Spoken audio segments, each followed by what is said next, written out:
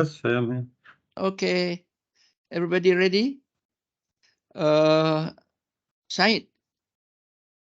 Syed, Yes, Chief Justice. you want to make the normal, usual announcement? Sure, of course. Okay. Good morning, everyone. This appeal hearing is in the matter of case number CA 011-2022 before Chief Justice Zaki Azmi and His Excellency Justice Shamlan Sawalehi and Justice Robert French. The applicants are represented by DLA Piper. Lead counsel is Mr. Rajesh Pillai, KC, assisted by Callum Moldering. Okay. The respondents are represented by Dentons and Co. The lead counsel is Mr. Rupert Reed, KC, assisted by James Wheel. Will the parties please, parties representative, please confirm that the situation is as I have stated? Yeah. Okay, let's start. Mr. Reed, you're ready to proceed? I am, my lord. We've added an additional microphone, so I hope the audio will be clearer. But yeah, if it isn't, sounds you sound better today.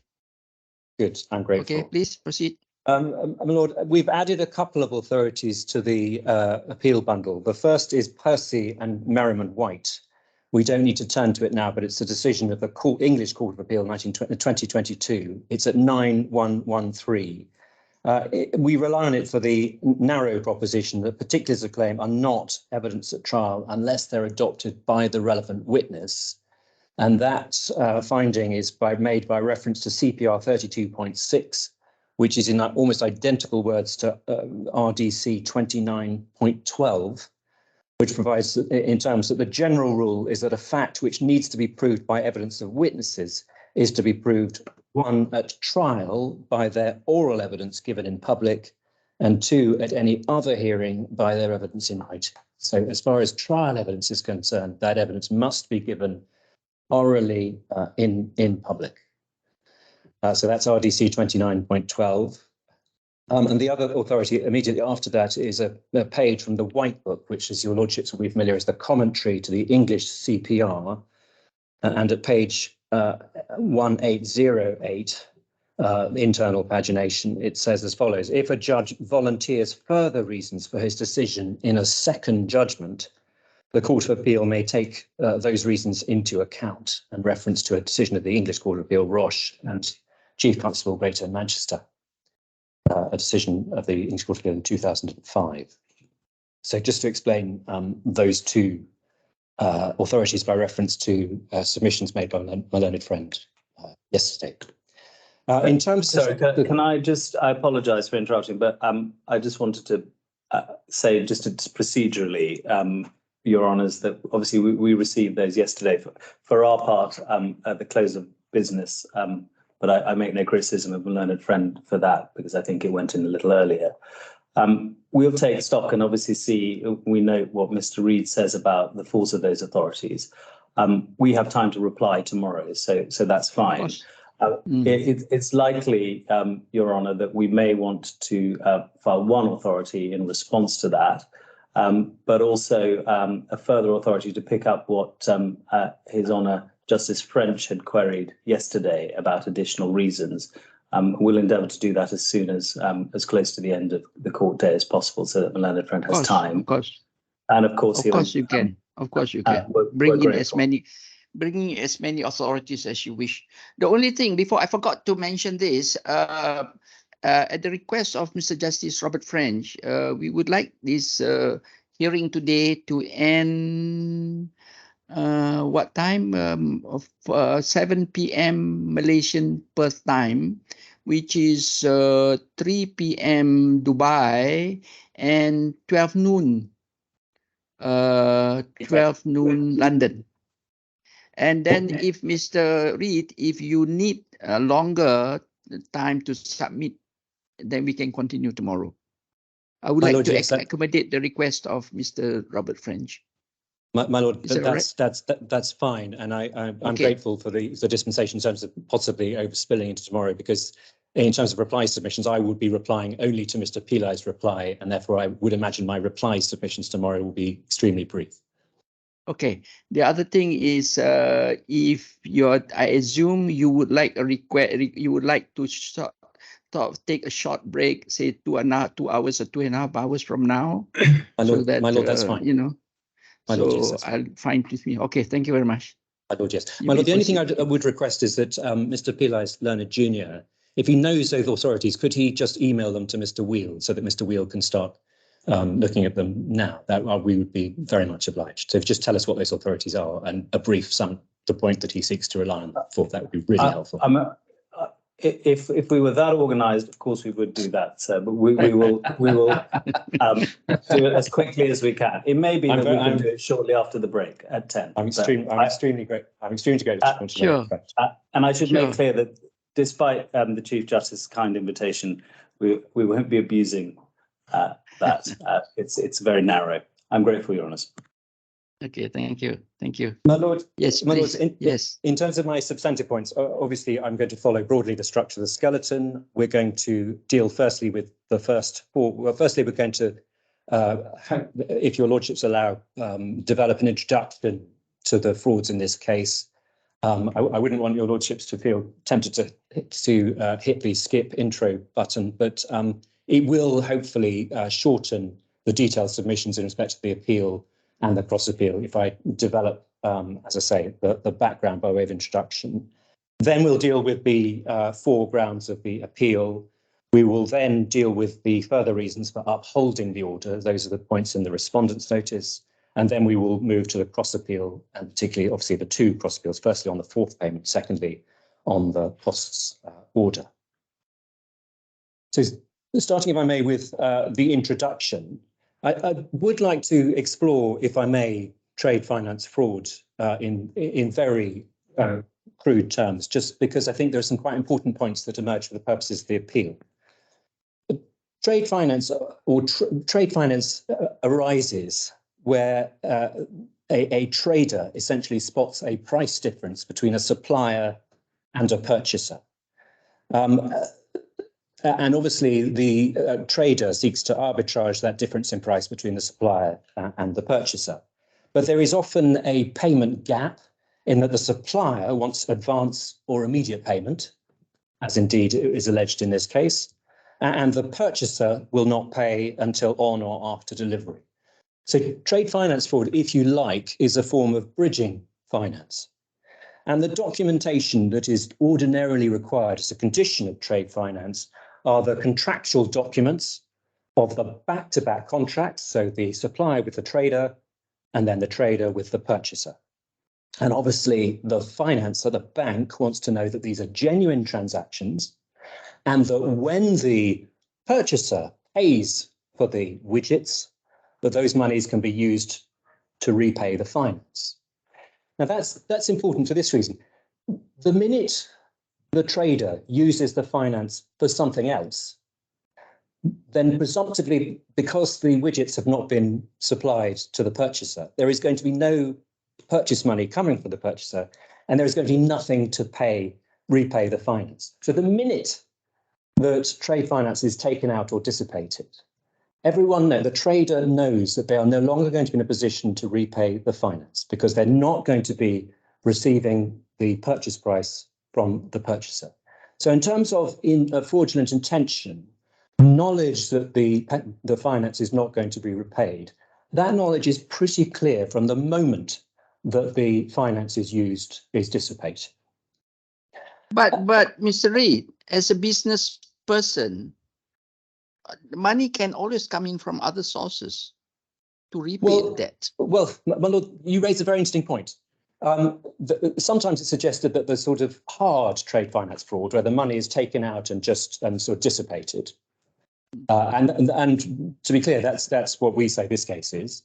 And indeed, if you look at the judgment in terms of where the monies went, that's also essentially the finding of the judge below. But does that make it fraudulent? Can I just finish the point? Okay, go on. There's another sort of trade finance, and Justice Shamlan will be familiar with this or very aware of this. This is the Dubai Islamic Bank finance fraud, which is a notorious fraud in Dubai about 10 years ago, where a group of 6 businessmen took trade finance as part of structured finance from the Dubai Islamic Bank, ostensibly as trade finance, with a view to providing murabaha finance to their clients, but in fact used the monies, having presented false finance and trade documents, used the monies to invest in a project to reconstruct an oil refinery in Pakistan. So you're right, you can use the monies for other things, but that is still trade finance fraud. And insofar as the other turns sour, that is still fraud, and that is still deceit, because insofar as the trader cannot repay the finance, there's still loss. So if I borrow money ostensibly for trade finance, but then use it to invest in some property speculation, that is still trade finance fraud. You have an authority for that? You have an authority for that, for making that statement? I don't think I need an authority, because I'm misrepresenting the purpose for which I'm borrowing the money. So I'm telling the bank that I intend to use this money for... It may be a breach of contract. It may breach of contract because I promise that I am borrowing money from you to buy a house. Instead, I'm using the money to buy a very advanced, sophisticated electric car. So I breached that contract with you. But could that amount to fraud? That's my question. Well, my lord, yes, you can have a concurrent cause of action, firstly in contract, but also insofar as a lie was told, a fraudulent misrepresentation was made that the intention was to make an investment in the property. No. I'm not talking at the time of me taking the loan. My time of taking the loan, I intend to buy a house, but then after signing the contract, I got the money in my hands. Then there's a good deal for a nice, beautiful car that I use, or not all, maybe part of it to buy the car. Is that fraud? That is my question. Well, if so, what's your authority for saying so? If it was genuinely, there was a change of mind, and then no. But in circumstances where I make a representation that I wish to use this money borrowed from the bank for this purpose, and then immediately having received money, I use it for another purpose, there is in my situation a reasonable inference that at the time the payment was requested, a lie was told. Firstly, as to the bona fides nature of the transaction, but also as to the intention. Firstly, as to the nature of investment, but also as the intention to repay. Because the minute that I misapply the finance, then it becomes immediately unlikely that I'm then going to be able to repay the finance. I think you're stretching a bit too far, because I got other sources to pay my debt. I got sources. I need to sell another house to pay off the debt. I never intend to fraud if you. I tell a lie to a bank and say I intend to use it for this, but all the while I intend to use it for some other purpose. If at the time of signing the contract, I know that I'm not going to use for the purpose that I signed the agreement. That is misrepresentation. Correct. Whether it is fraudulent misrepresentation or merely civil misrepresentation is something we have to decide. At the time I signed, it's a misrepresentation. It's a breach of contract. I don't deny that fact. It's a breach of contract. You can sue me for breach of contract. But does it amount to fraud? That's my question. Because this suit is for fraud or deceit. Rather, the more specific term is deceit rather than fraud. Never mind, Mr. Reid, just continue. We'll discuss Mr. Reid, you're fitting this. Your legal framework is Article 31 of the Law of Obligations. My lord, yes. And when we talk in terms of legal authority, they're the elements that you have to establish. My lord, yes, precisely that. In other words, if you make a statement of fact that's knowing it to be false, intending the representee to rely on it, and you as claimant suffer damage. So if I misrepresent my intention to make repayment, and I misrepresent the purpose of the finance, and I present false documents or sham documents, then to the extent that I intend they be relied on, and they are relied on, and they are false at the time that they are made, Yeah. then there is And- deceit for the purpose of Article 31. And to meet the Chief Justice's point, if you merely make a promise which you break because you've changed your mind, that of itself does not constitute fraud for the purposes of Article 31. My Lord, yes. Yeah. And actually, Lord Justice's point may expose another issue, which arose in this case, which is there were two frauds alleged. Firstly, there's a payment representation. So I make a request for a payment under the finance, and I present documents. When was that statement made? That statement of misrepresentation you just mentioned, when was it made? Is it in evidence? Yeah, my Lord, yes. I'm happy to take your Lordship through the underlying evidence, but so there is a request for payment with certain documents presented. I don't understand this to be contested. Certain documents presented. So a prime contract is presented, a pro forma invoice is presented, a certificate of origin, a whole package of documents with a request for payment presented with an email. Now, the misrepresentations, those are the payment representations made when seeking payment. There was also pleaded a facility agreement representation. So the evidence was so compelling that we said, forget the payments made in 2018. If one goes back to the negotiation of the facility agreement, in our submission, this was a submission advanced of trial, it was known then by Prime and Renish that the intention of setting up this facility and setting up all of the bank accounts, which were then used to transit monies as part of the fraud, were part of a fraud that was conceived at that point. Now, that fraud was not found, and we're not appealing that. But that fraud, if you like, is an extra. It's a bonus because it's the same quantum as the quantum claimed in respect of the payment representation. The representation made when Renish presents documents in respect of a purported trade as between Prime and Renish and says, please provide the trade finance under the facility. And obviously there are three critical payment representations when each of the fourth, the fifth, and the sixth payment are sought. Yeah, but when I spoke to Mr. Pillay, sorry. Chief, yeah, please go on. You're right. Please, Robert. I asked Mr. Pillay yesterday, I think, where the judge had made a finding in relation to presentation of contracts and invoices in his principal reasons, and it didn't appear there was an express finding there. He was talking about the proximity of the payment and the movement of the money and all the rest of it. But I think in the reasons on the set-aside application and the permission to apply application, he made reference there to the presentation of contracts and invoices. And there's a question then as to what significance that has in terms of the overall reasoning of the judgment. You're going to say something about that, I imagine, in due course. Yes, my Lord, he does. And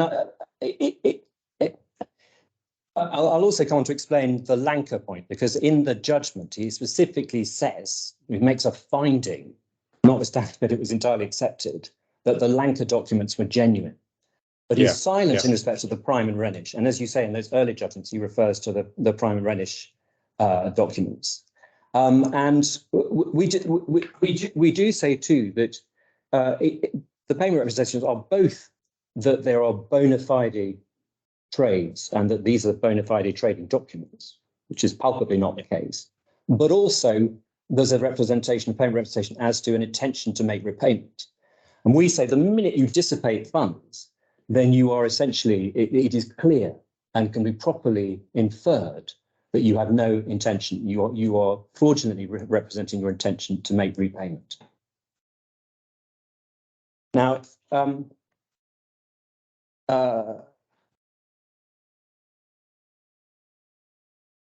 so, my Lord, I think I've explained the difference essentially between the payment representations. I mean, I was just saying in respect to what my learned friend says in his skeleton, we don't say that there's a legal term of art, trade finance representations or payment representations. But where one has trade finance and it has relatively common features, as I've sketched, inevitably one finds common elements to trade finance fraud and to the pleading of trade finance fraud. And that's why in our submission, the judge was entirely right to look at the Corinth case, again, a trade finance fraud where essentially the trader had various facilities and was using one facility to repay the finance. So as money's finance was paid under one facility, that money were being used to repay finance under another facility. So essentially one finance installment under the first facility was dissipated. And then insofar as the trader needed to repay that finance, they used money from another facility to repay that finance. Now that as a matter of trade finance had the advantage that the dissipation was early, and then the trader has a lot of time to sort of cover their tracks and prepare to abscond. And you are saying that's trade fraudulent financing? Is that what you're saying? Lord, that yes. act of you using money from somewhere else, pay first, and then is that fraud? Well, my lord, yes, that was what was found by the court in Corinth Pipework. My lord, yes, Okay, and that was the judgment to which you were taken by Mr. Pillai yesterday, and he suggested we were aping, I think was his term, the pleadings in the Corinth case. We are not. We are just saying that where payments of trade finance are requested by reference to specific, in that case, specific transactions. So the representations were, we need this finance to provide pipes to PTO. And in fact, the finance was then used for another purpose to pay down other finance. That was a fraudulent payment representation. That was what was found. I think it was, in fact, by Justice David Steele. My learned friend thought it was Justice Jeremy Cook. But in any event, that was the finding in the Corinth case. I think it's David Steele. I think it's David Steele. I think it was David Steele. Yeah. My lord, yes. So, and that was very complex, very hard court litigation involving not only Corinth, which was the supplier, which had also lost money, but also Barclays, one of whose employees may have been implicated, and Mr. Nanda Kumar and Afras, who were the traders in that case of oil pipelines. But it's the authority for jurisdiction, isn't it? Jurisdiction. It is precisely that, as to whether there was connection, because in fact the relevant branch, as I recall, of the bank was in Jebel Ali. It wasn't actually in the DFC. So it's the lead case, if you like, on DFC court jurisdiction. So I just mentioned it just said that if your lordship is worried about inferring all the way back to the time of the facility agreement, then we concede that was a concern that the judge had. And that was why ultimately he found against the facility agreement representation.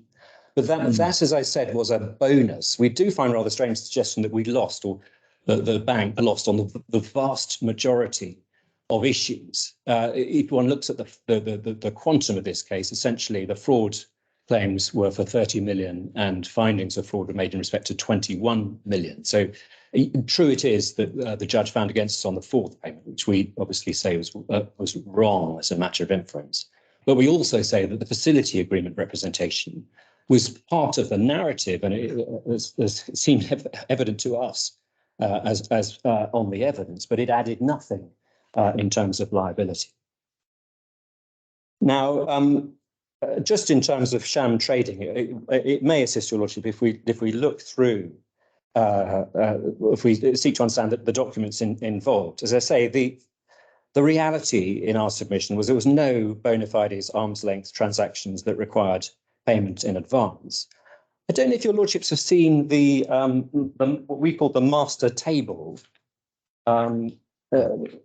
It's at page 9033 of the trial bundle. It's a document maybe worth printing out if you have the facilities. 9033. I saw something. Oh, yeah. Okay.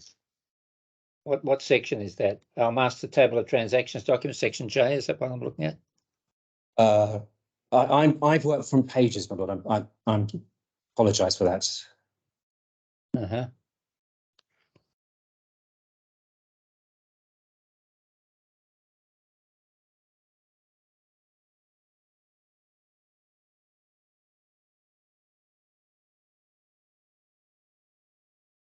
It may have been included with the section M. I've got the one, the colored blue, yellow, green, and blue. Is that the one? Master table transaction. My lord, you have it. Yes. Page 9033.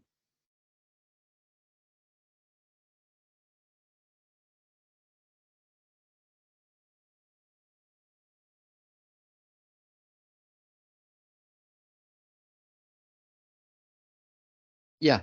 Are you ready, Robert? Have you found the page, Robert? I'm looking through the case bundle. I'm just having some difficulty because I'm looking for a section. Justice French, it might be in tab in bundle L tab 4. Thank you for that. And 4, yep. Oh yes, I see. Yes, it's come up. Thank you, Mr. Reid. So Okay.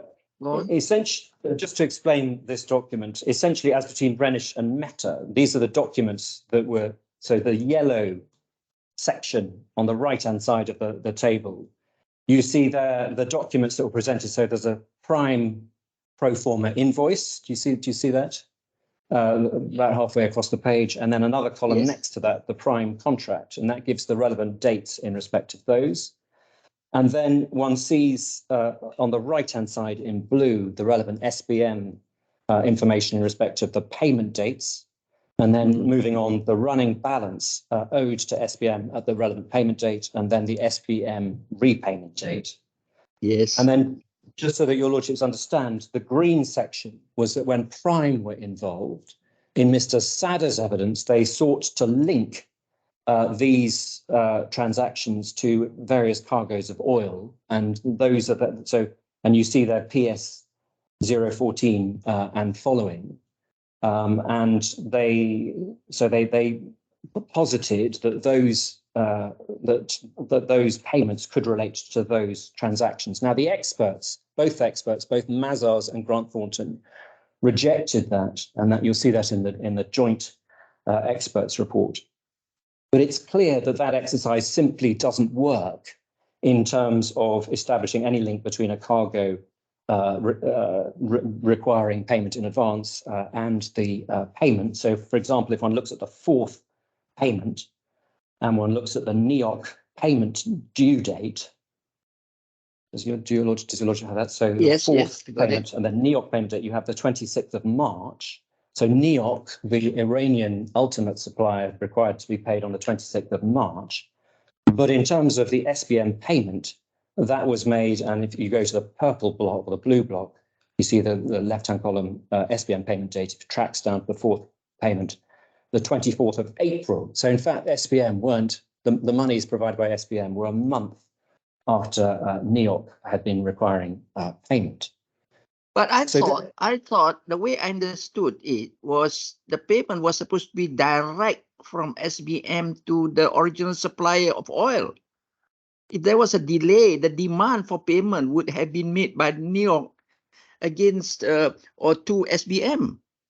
Why SBM delay was an explanation. Maybe the demand for payment was delayed. A. B. Maybe the contract says that you don't have to pay immediately. They give 1 month after the bill of lading has been produced. What is the explanation for that? Was there an explanation? I can't hear you. I can't hear you. Sorry. I can't hear you. Can you hear me now, my lord? Yeah, please. We'll look at the prime pro forma contract, but that requires immediate payment. Yes, but that payment transaction is by the NEOC, the supplier of oil, with the bank. Yes. If NEOC chooses, I'm just assuming, if NEOC chooses to make the demand 1 month later, or I don't know, something else, an agreement between then you cannot blame well, I make the yes, go on. Yeah, please. I make the short point, my lord, that the supplier is not demanding payment in advance or immediate payment. They are supplying the oil a month before the trade finance is in fact a supply advanced. Again, sorry, I didn't follow that. If the demand, sorry, if the oil is delivered on the 1st of January, then the payment is due 1 month later. Is that what you meant just now? I missed it. No, my short point, my lord, is that the supplier is not demanding payment in advance because the NEOC, the payment is due on the 26th of March. Yes. And the monies are not, in fact, advanced by the bank until the 24th of April, 2018. Yes. Yeah, but that is the relationship between NEOC and the bank. You see, the way the deal comes is that I go to New York. I say, please supply me so many 1,000 tons of oil. SBM will pay. And the agreement between me and SBM is, if New York produce the bill of lading on such and such a day, this is what you pay to New York. After that, I'm out of the picture. The deal is between New York and the bank. That's how I understand what business is about. Because I do a bit of business as well. So I cannot understand why do you put the blame on Prime or RENISH for the delay of payment by SBM to New York. Why do you put the blame on me? The deal is you. I've agreed with you. SBM will pay you so much. That's between you and the SBM. If SBM doesn't pay New York, my lord, can I just New York will come up to me because I'm the buyer. Can I just explain? If one looks at the Prime contract, we'll look at it if it assists your lordship. It suggests that Prime is requiring the monies 100% immediately or in advance, and one sees that to whom? The gold section. To whom? To whom? That's the Prime contract. So that's the Yeah, contract but purporting to be is between Prime and RENISH. Yeah, but payment to whom? The payment you're talking about just now, the 100% is made by whom to whom? To Prime. To Prime? By? My lord, yes. By? RENISH, my lord. Yes, that's correct. Because RENISH is, as you say, Mr. Reed, in business, it's good for me as a dealer to collect money early and pay late. I make money in between. I'm buying something from you, an item. You give me a 6 months credit. Whereas when I sell that product to so-and-so, he pays immediate payment.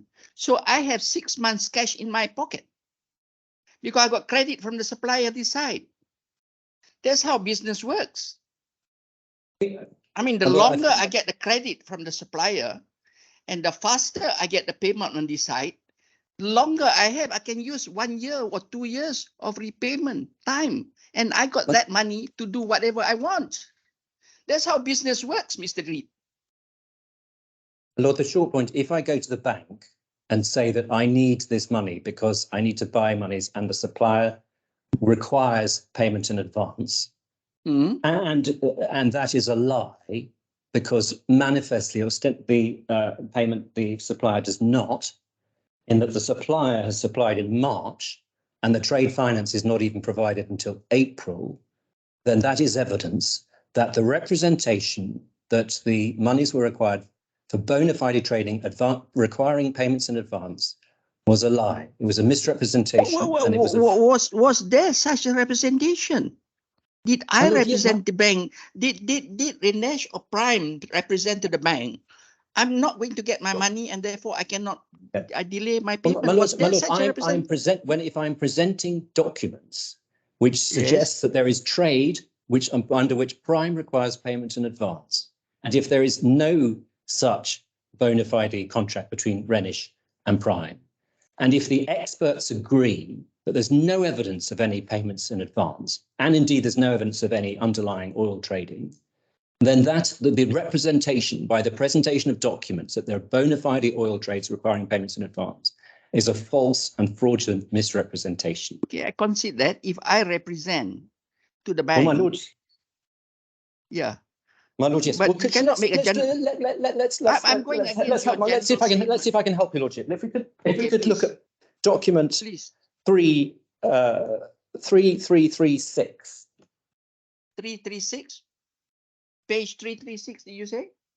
3. Do you have a reference? 36. Yeah, I need a tablet. You need to go ahead of me.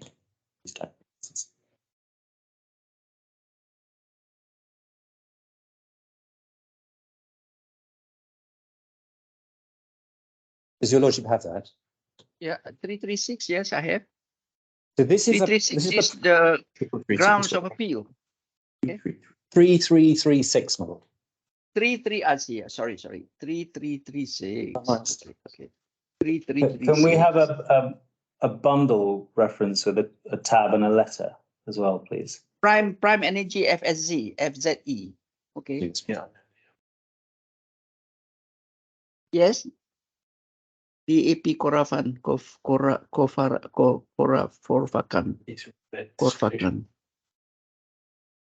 Pro forma invoice. 336. Does your lordship have that? It's a pro forma invoice. Yes. So this is a pro forma invoice that was presented in respect of the fourth payment. Before that, Mr. Robert French, do you have the page? Yes, I Robert? do. Thank you very much. Okay, Yep, good. Yep, I've got it. Thank you. Okay, yes, go on. So this is an invoice purportedly by the shipper Prime to the buyer RENISH. Does your lordship see that? Yes. And the payment terms, the bottom left-hand square box. So payment terms 100% immediate. So that's the representation that essentially payment is to be immediate on presentation of invoice. Wait. I can't find 100% immediate. I can't find 100% immediate. Where is 100% immediate?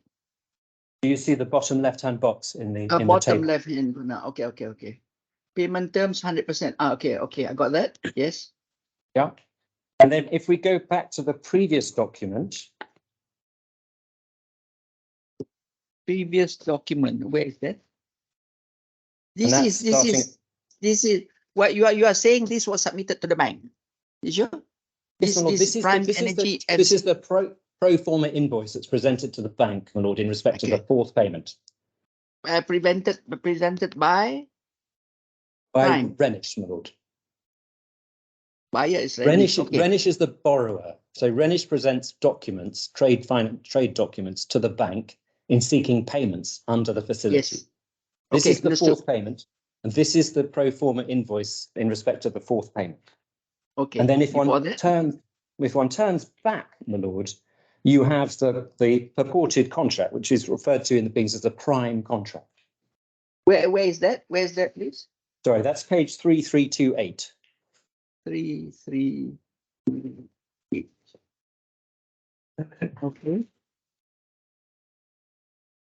Okay. Prime. So Contract, do you see that date sale, the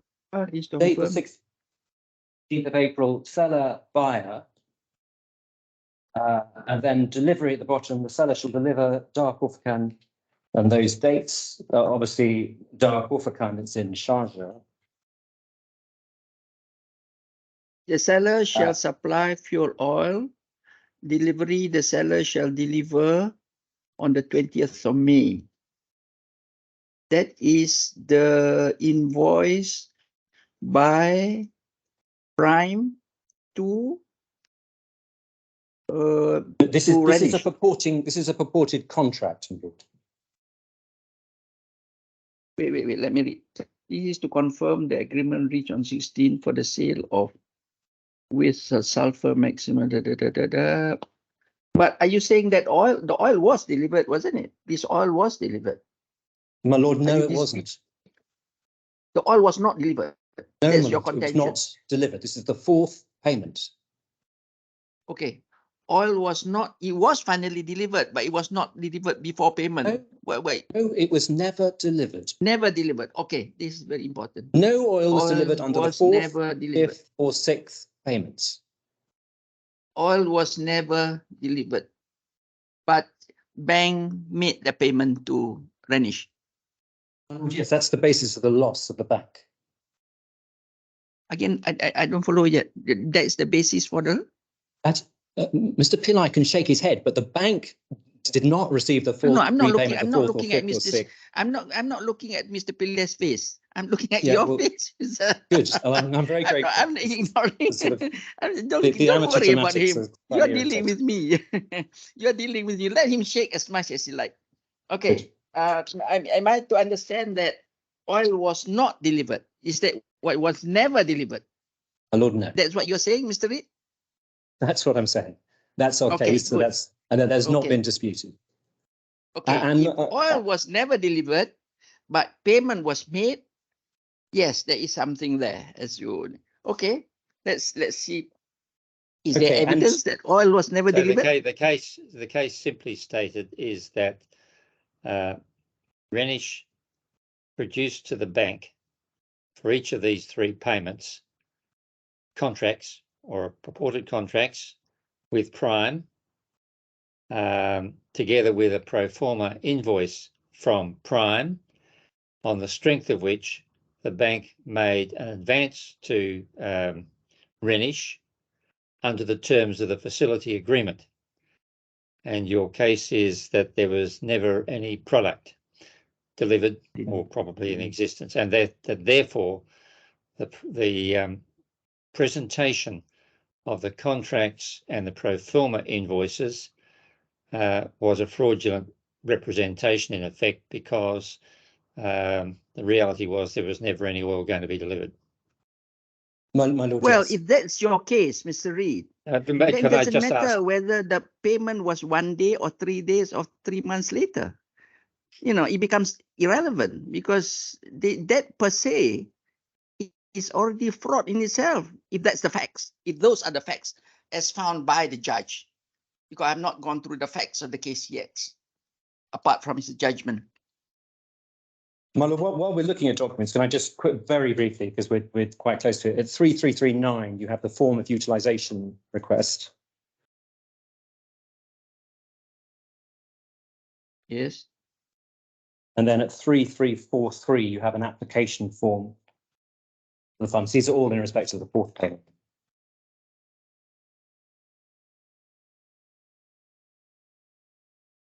So if you are on that facts, let's understand, this is the deceit.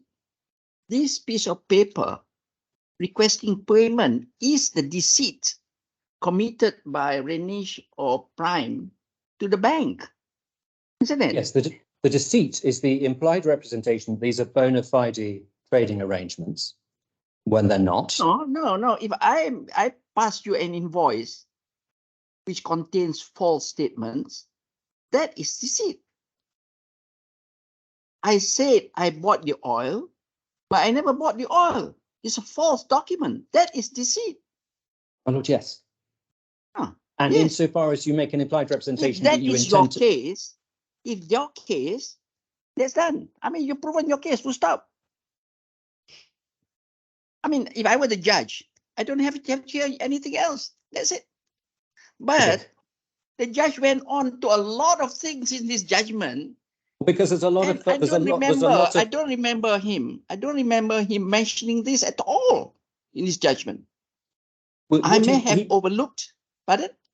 What he mentions is he makes a finding that that the documents in respect of Lanka were not sham documents.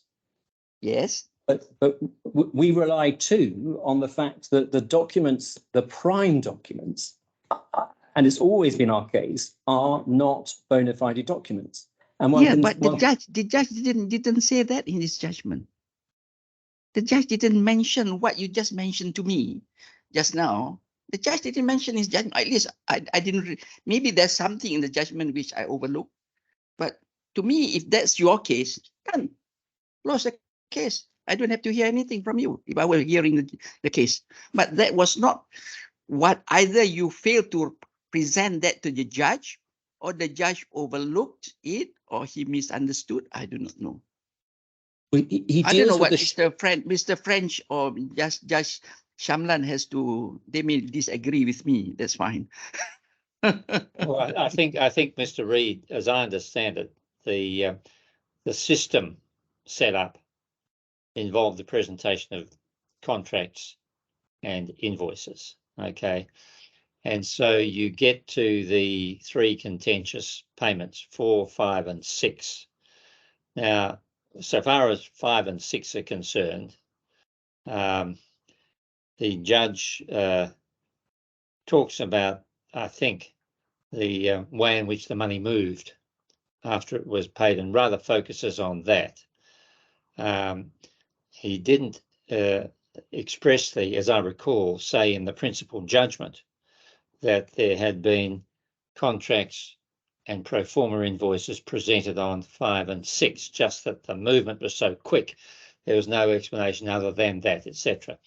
He said something about, in a general way, about the presentation of contracts and invoices in his reasons in relation to the set-aside and permission to appeal application.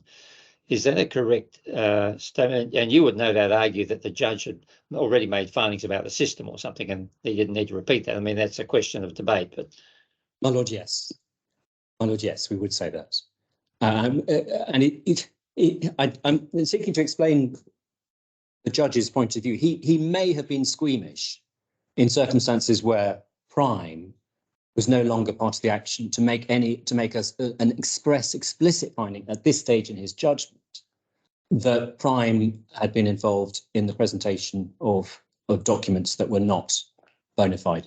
But I'm speculating as to why he's not as clear. That is another question I was discussing, whether the fact that Prime is out of the picture now, how does that, with respect, my lord, your case? That was Prime's risk in departing. I mean, obviously, the terms of the settlement are confidential, but insofar as Prime departed the scene, and insofar as it was our case, the trading was not bona fide trading, and we'll come to explain that.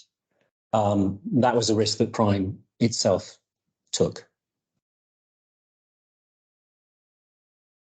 Now, so I think your lordships have the number. It is quite important in terms of some of the points my learned friend took in respect of, well, we were hoping that Prime was going to advocate for us, and that therefore the loss of Prime somehow inhibited our ability to present our case. Just to understand the nature of Prime's case. Prime's case at trial was that it knew nothing about either the contracts or the finance. It was completely, and one sees that, for example, learned friends looking surprised, but let's look at the evidence. One sees that at, for example, page 1341, and this is Mr. Sada's evidence at paragraph 225.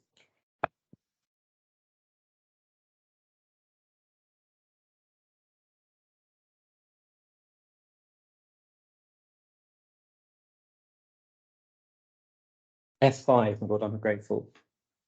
25, yes. Para 225.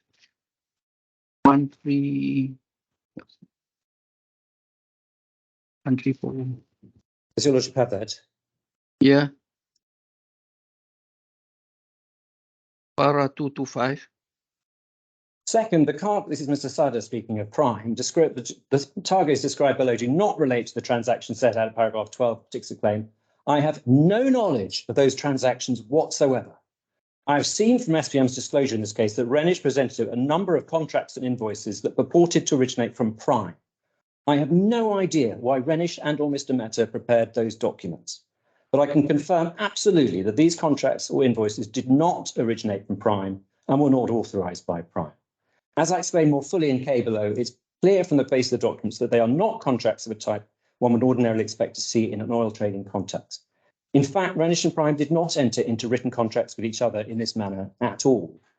And then if one turns on to page 1365. Wait, 1365, hang on.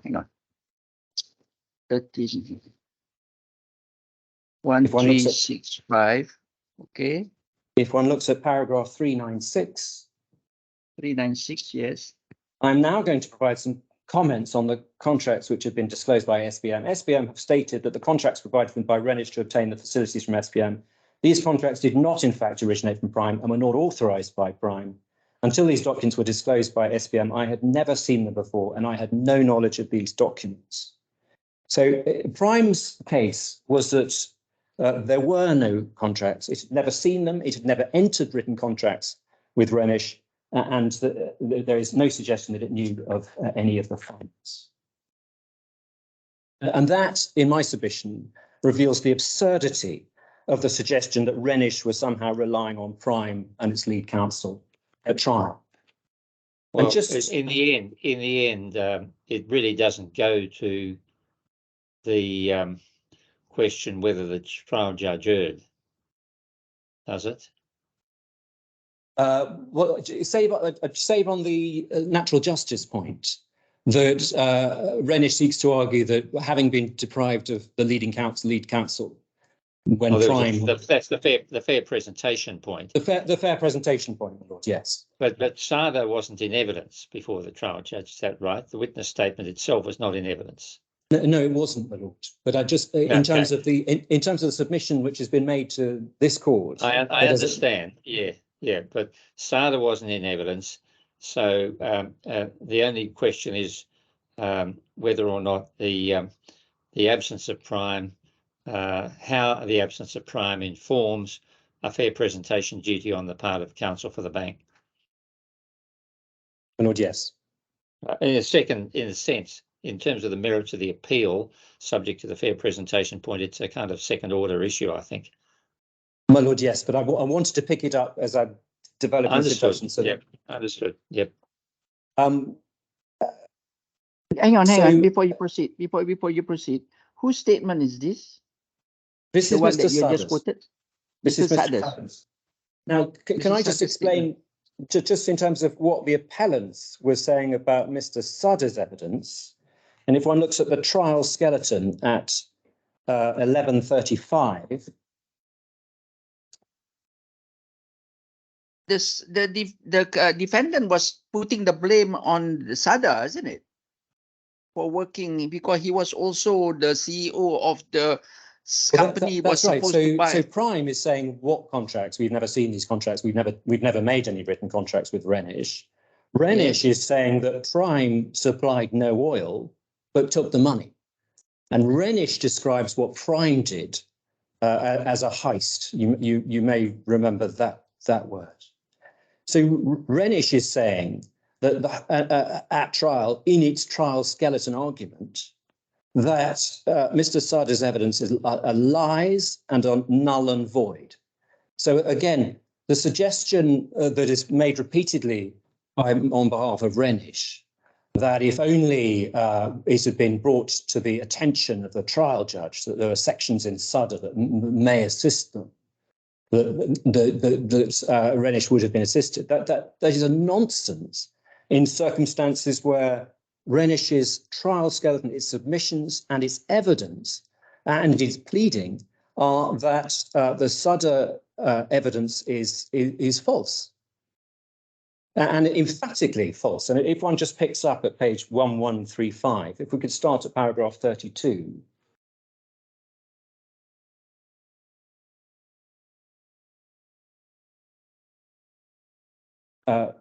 Defendants D1, D2 have cross-verified all of Mr. Sada's witness statements against available documents and facts and want to convey to the Honourable Court that Mr. Sada has blatantly lied multiple times in regards to facts, figures, and the nature of Prime's business. Mr. Sada's contempt of court on multiple occasions should be seriously condemned by the Honourable Court. We want to request the Honourable Court to consider all of the witness statements and any claims by Mr. Sada null and void. And then if one goes over page to paragraph 35, as Mr. Sada has not provided his legal status either as a consultant or employer of Prime, we hereby request the court to consider all witness statements of Ali Sada as null and void. If the Honourable Court is not in agreement, we'd like to bring to attention the number of irregularities and false statements by Mr. Sada through his witness statements below. And then just picking up over page 1137 at little paragraph E, halfway down, Mr. Ali Sada claims that Prime has to recover 53 million from RENISH is absolutely incorrect and false. And then skipping a sentence, how is it possible the same is not reported to the audit financials? Consequently, the claim to recover pending dues from RENISH is baseless, false, and a sheer lie. And then picking up the final sentence of that paragraph, this is improbable. And anyone with basic understanding of finance will confirm that Prime claims of 53 million dirham from RENISH is a complete sham, purportedly based on lies to further defraud RENISH.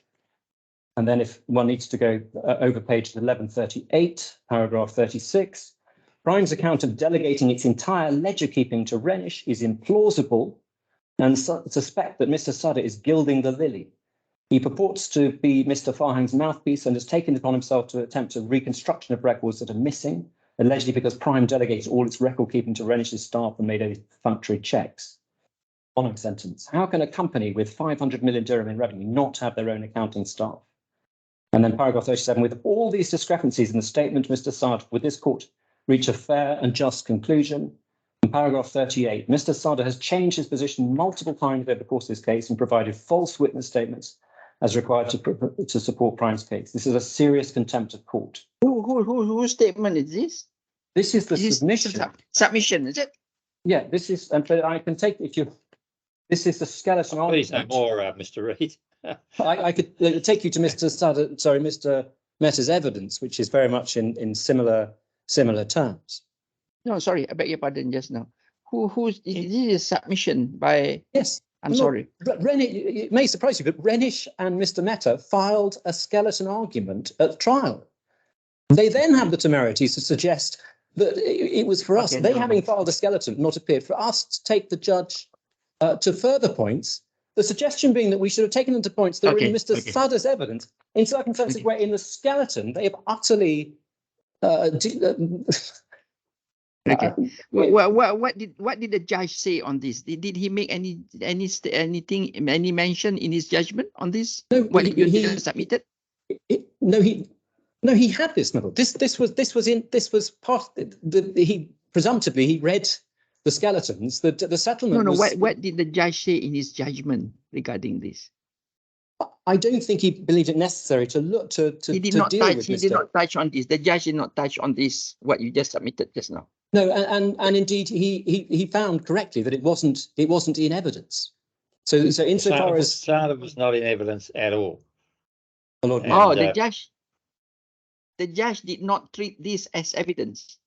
Yeah. So what's said by my learned friend is that insofar as we refer to Sada. So, for example, Mr. Sada says that Noven and Astron, two of the fund recipients, he described them as subsidiaries of Renish. So he said, well, we couldn't refer to that. And it said precisely because we didn't serve hearsay notices in respect of Mr. Sada's evidence. But what is lying behind the learned friend's submissions is the suggestion that deep in Sada, there is this reference to a ledger, which is to say that Renish and Prime had an informal relationship whereby money swilled backwards and forwards between them on a basis which was entirely accounted only by Renish and which was managed only by the staff of Renish.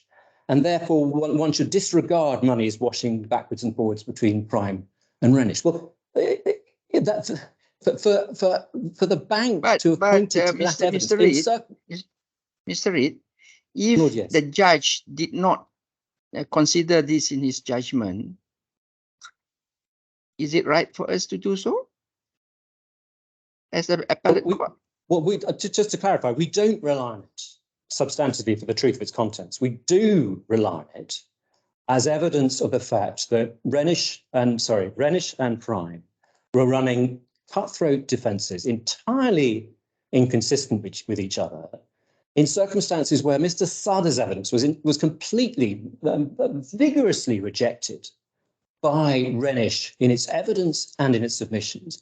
And the idea that the bank was then under a duty of fair presentation to take the judge to paragraphs of Sada's evidence, which might be said to support Renish's case, is a point as to fair presentation we simply don't understand.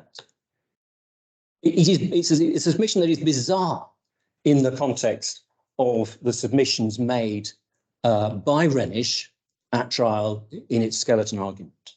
And to that extent, my lord, you do need to understand what is being said in Sada and how aggressively it is being denied in Renish's evidence and submissions at trial.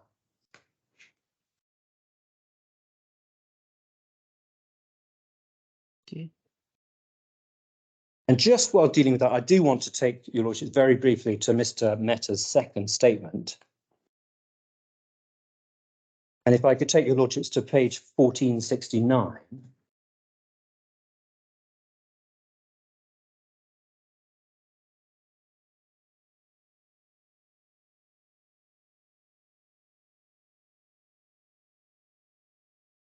That's F tab 10. And if we could start at paragraph 43. So this is Mr. Mehta's evidence at trial. Just hang on. Hang on. Sorry. I'm waiting for the page to appear. 1469, did you say? 1469? Yes, that's right. Waiting for it to appear. Sorry. What's happening? Yeah, I got it. Yeah. Got it? So paragraph HITESHKUMAR. 43 at the bottom, towards the bottom of the page. I, Mr. Mehta, can categorically deny that, contrary to what Mr. Sada says in his witness statement, no deliveries of oil were ever received by RENISH on deals 5 and 6, or for that matter, on deal 4. Accordingly, I contend Mr. Sada is simply lying to this court and knows it. And then paragraph 44, we have the heist allegation. My own belief is that once I, the owner of the business, was safely out of the country on the 7th of July 2018 and unlikely to return, Prime decided it was in their best interest to default on their contracts with us and simply pocket the money that had been paid by us in good faith into their NBK dollar account, thereby putting us in breach of the bank facility. They would then compound this heist by branding us as fraudsters. Can I just pause at this point to say that RENISH or Mr. Mehta has at no point sought to bring any proceedings against Prime. So all of these allegations of fraud and heist made as between defendants. No claim has ever been brought by RENISH against Mehta in respect to this alleged heist. And then if we go on quickly to paragraph 59,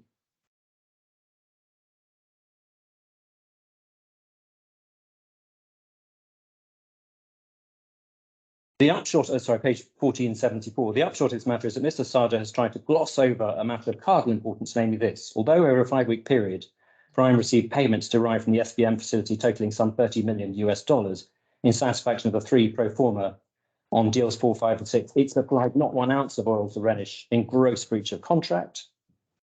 And then just to finish off with paragraph 64, over page 1475. Hang on, Mr. You were citing 59 just now. Just gone over page to 1470. You were citing para 59 just now. Yes. 59. Were you saying about 59? Para 59. 59, my lord. Yes, my okay, lord. That's right. Hang on. Para 59. I'm sure. Okay. Now it's 65. Sorry. I would point out, yeah, okay, please go on. I would point out that both. And then, my lord, paragraph 64, I remain puzzled why the bank has chosen to go after RENISH and myself when it's clear that Prime was and was intended to be the recipient of the principal funds claimed in this case.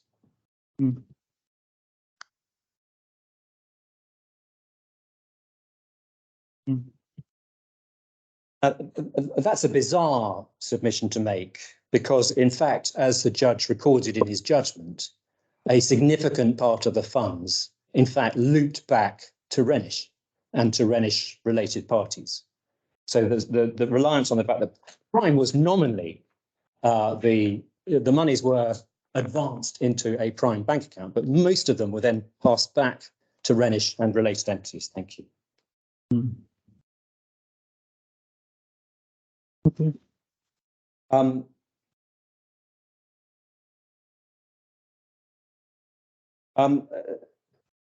So that in terms of the evidence at trial and the case at trial and what is being said.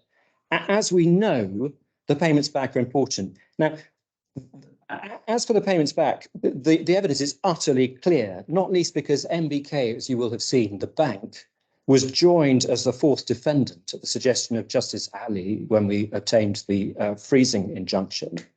And MBK duly gave disclosure of the fund flows into and out of the Prime and RENISH accounts.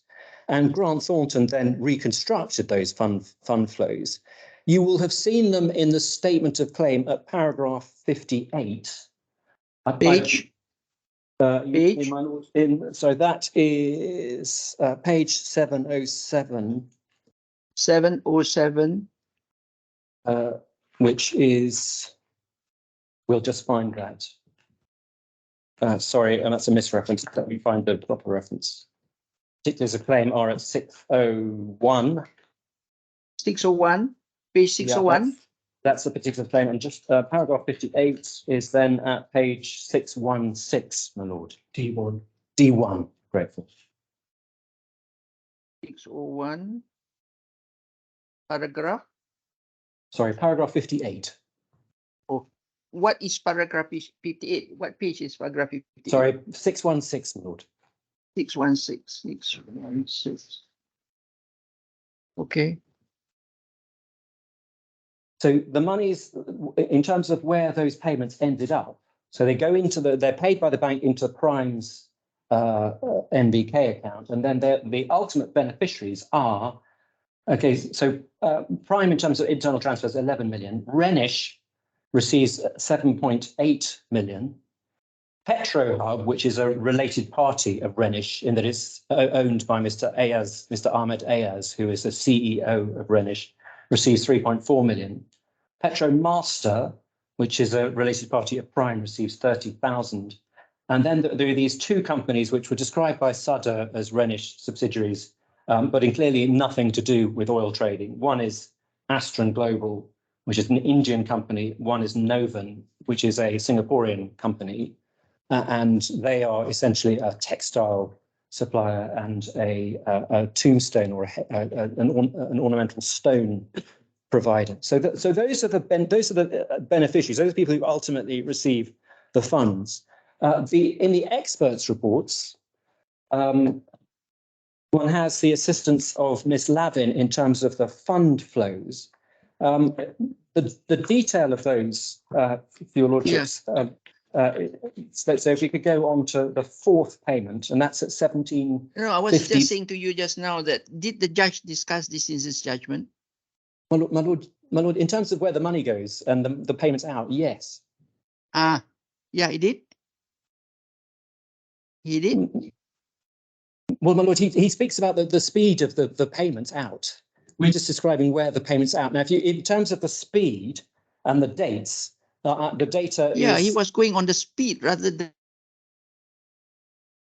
Well, I think there's also reference to essentially the circularity to the recipients, to the fact that, and to the timing of the payments, that the money's come out very quickly. And I just want to make good, evidentially, where he gets that from. I missed. There's somebody trying to call from 044 plus 044. There is poor network quality. Okay, somebody is trying to come into. Well, it's I don't know. I can't speak to that, my lord. Is it mine? Is it my phone? Is it my system? Okay, please. So we're looking at 1753. So these are the somebody is trying to join by phone. Who is this person trying to join by phone? Ajaz, are you there? Adil, is somebody trying to join us by phone and is causing a lot of problem. Can you block him, please? Yeah, okay. Not please. Here, Chief Justice. We'll convey this message to them. Yeah, he's interrupting our hearing. Okay, yes, Mr. Reid, sorry about that. Okay, so I'm looking at the landscape document at 1753, which is Appendix 6 to the Grant Thornton experts. 1753. My lord, yes. Page 1753. F32, my lord, in terms of tax. Thank you. Page 1753. Oh my God.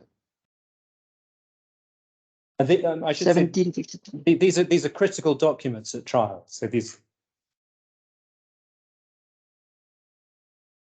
So at the top of that landscape document, you have SBM, and then transaction 1 is the advance to Prime to the US dollar account, which is often referred to as the Prime account. And then there are various stages of onward transfer. So 2 is to Prime Energy and RENISH. So there's an internal transfer to a dirham account. And out of that, the third level of transaction, if you like, is from the Prime dirham account to RENISH. So all of the monies end up going back, this is the fourth payment, to RENISH or to various others. And then if you follow the table below, you see the references to 1, 2, and 3. by reference to the diagram, the diagrammatic at the top.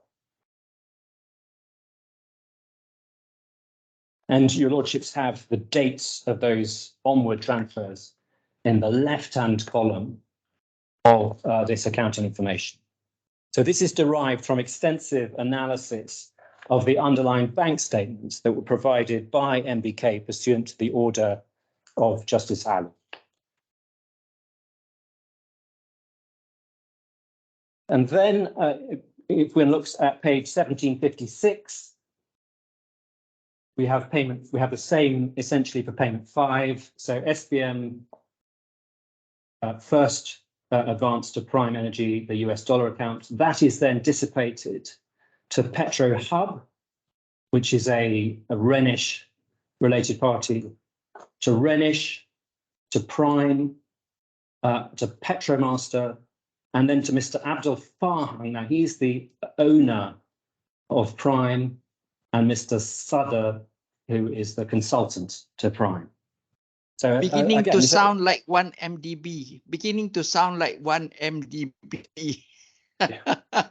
One MDB, our Malaysian case. Right. One MDB. Okay, sorry about that. Okay. Yeah, so Mr. Wheel understands, knows more about that than I do. And then just to finish the point, if we go to page 1760, we see this same for the sixth payment, and essentially very large sums going to Novan, which is the Singaporean textile company, and Astron Global, which is an Indian tombstone company. So nothing whatsoever to do with oil trading. And those sums, just picking up, for example, at the bottom of that page, one sees the payments on the 7th of June to Novan, 200,000 and 1.5 million. And then bottom of the following. But Mr. Reid, I got that. But is it fraudulent for me to use facilities given to me by the bank for a different purpose for which it was given? Is it wrong? My lord, business people do that all the time, you know.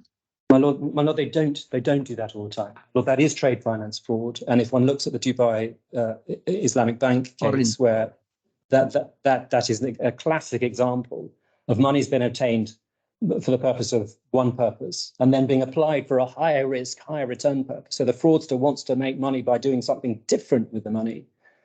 And even if the repayment then occurs because the alternative high risk investment turns sour, that is still a deceit in that there was a fraud as to the purpose for which the monies were to be applied, and there is loss because the monies have been lost.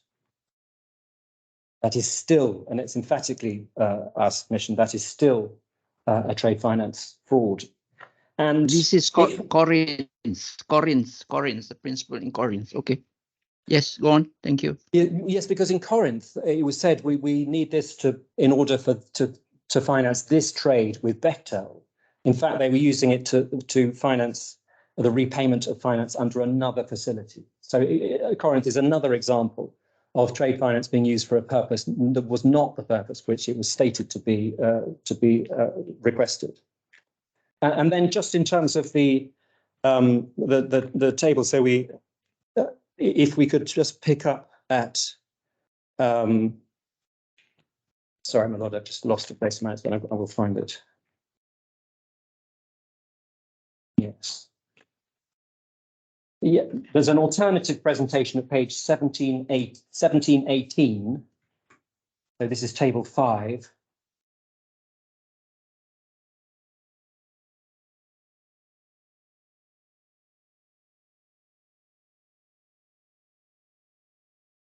Does your lordship have table 5 at the top of page 1718? So the table, so payment 4, we know was paid by SBM on the 24th of April. And then in terms of the speed of these payments out, you see the date of the onward transfers in the left-hand column. So that's what the judge was observing. So essentially, payment for monies paid out on the 24th and essentially of April, and by the 2nd of May, all the money's essentially gone and dissipated. So essentially within a week. Payment 5 at page 1719. So that's table 6 at the bottom of page 1719. But then, even the earlier transactions, money were being transferred out within 5 or 6 days. So what's yes. the different? What's so different about this particular transaction? Well, that's the point that Miss Justice French said yesterday, that myself and my learned friend are making the same point. We're saying there's no distinction between the 4th payment and the 5th and the 6th. And What about the first? What about the 1st, 2nd, and 3rd? Well, those monies were paid. There is no deceit claim made in respect of the 1st, 2nd, and 3rd payment. There has never been. Are you saying there is fraud if it is not paid, but there is no fraud if it is paid? Well, you're distinguishing between one. Sorry, I did say no deceit if it is paid, but there is no deceit if it is paid. There is deceit if it is not paid. Sorry, it sounds like a tongue twister. You're getting impatient with me. If I can just clarify. If I say I need this finance to do one project, but I then use it for some alternative purpose, that is fraudulent. That is fraudulent. I understand that. But if I repay the finance because my other venture, my other investment repays me, there's no deceit because there's no loss. And and deceit under Article 31 requires a loss. So there's a fraudulent requires a loss. My Lord, deceit requires a loss. If there's no loss, there is no deceit. My Lord, that's what you say. And that's Article 31, and that's also the common law of deceit. And it's the common law, in fact, of most torts that they require loss in order for the tort to be actionable. Okay. I don't have Article 31 to hand, but I'm can be pretty confident that the final subparagraph requires actionable deceit requires loss. I'm grateful for that confirmation. Yeah, understand that. So yes, your lordship's absolutely right to say that 4, 5, and 6 are the same. We say, insofar as the judge made observations about 5 and 6, viz., that there were round figure payments back to RENISH related parties and other parties that were made quickly in round sums, that those hallmarks of fraud clearly exist in respect of payments 5 and 6. They also exist in respect of payment 4. And that point we make by reference to Ms. Lavin, to Grant Thornton's evidence, and indeed to this table that Grant Thornton had included in the statement. We simply don't understand where the judge obtained or got the idea that there is some distinction in terms of either the payments out or the speed of the payments out in respect of 4 and 5 and 6. So we've looked at the table in respect of 4. Essentially, those payments are out within a week. If we look at the table in respect of payment 5 at the bottom of 1719, we see, so the SPM, the payment is on the 22nd of May. And other than a small payment to Mr. Sada, by the 28th of May, those monies have been dissipated. So again, 22nd, 28th, 6 days to dissipate those funds.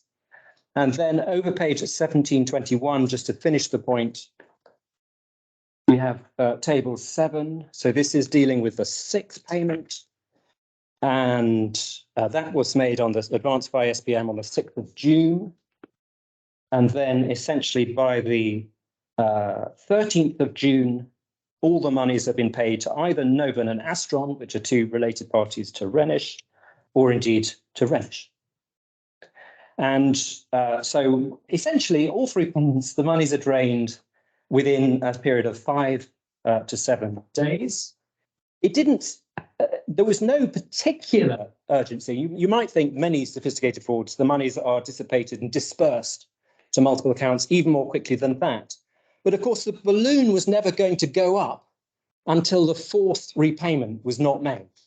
And the repayment date for the 4th payment, if we look at the final column on the master table, is the 22nd of June. And of course, Mr. MEHTA was ingenious in terms of extending that date by seeking further time for the repayment of the fourth payment, which is why the balloon didn't in fact go up until the middle of July. But there was still some speed and in terms of getting the monies out and then dissipating.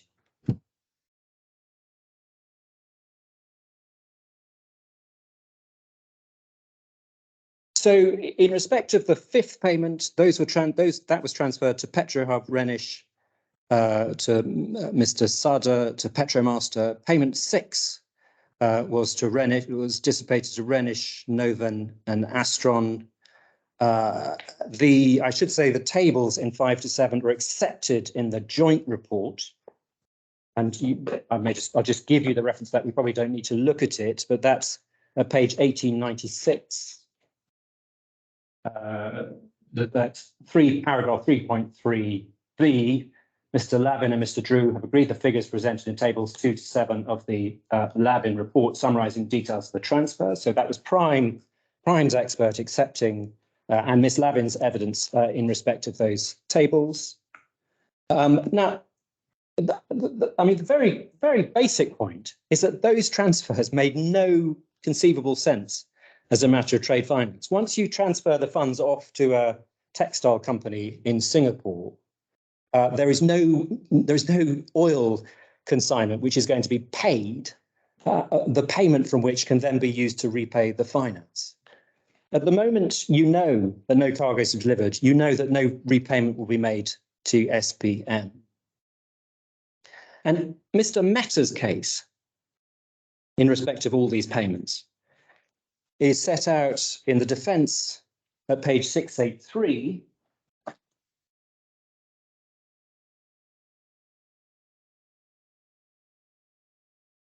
Sorry, D7, thank you. D7, thank you.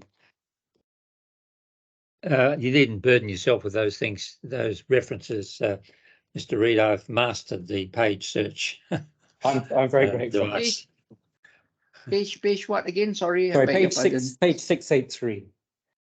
683. 683, my lord. My God. My God.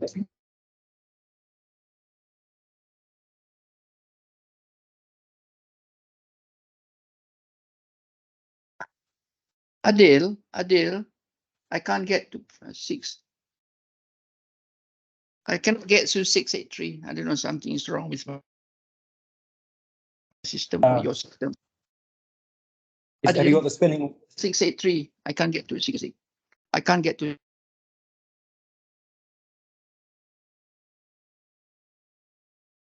Shall I read it out for your lordship with that? Yes, please.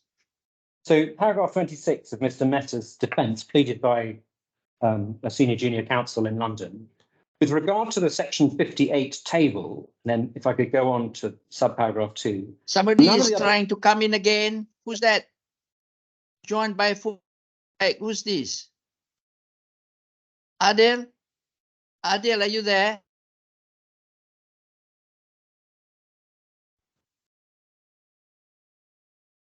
Your Honor, it could be just someone from either party's side who's trying to join the hearing. It's causing us problem. It's frozen now. Okay. So, my lord, this is the appellant's pleading in response to the paragraph 58 table, which is the one showing the recipients of the funds. In subparagraph 2, none of the other companies named is or was part of the Renish group. I think, which strictly speaking, as terms of the direct subsidiaries, that's probably true. Then subparagraph 3, nor was there any connection, direct or indirect, between these companies and Renish, save only that Petrohub was personally owned by Mr. Ayaz, Renish's CEO, a factor which is of no relevance to the case. So it suggests the fact that monies are then paid to Petrohub, which is owned by the CEO of Renish, is of no relevance. And then over page 683, subparagraph 4, none of the disbursements was to or for the benefit of Renish, which is bizarre because a very significant sum, as you'll have seen from paragraph 58, was indeed to RENISH. And these were strictly transfers in the ordinary course of business. Now, I mean, that immediately, as at the time this was pleaded in the 19th of February 2021, some 6 months before the trial, raises immediate questions as to how it can possibly be said that payments to, for example, Novan in Singapore and Astron in India can be in the ordinary course of business of an oil trader, RENISH. And matters are then compounded when subparagraph 5, it said that none of the payments was for the personal benefit of Mr. Mehta. Now, Mr. Mehta is the sole shareholder. Frozen again.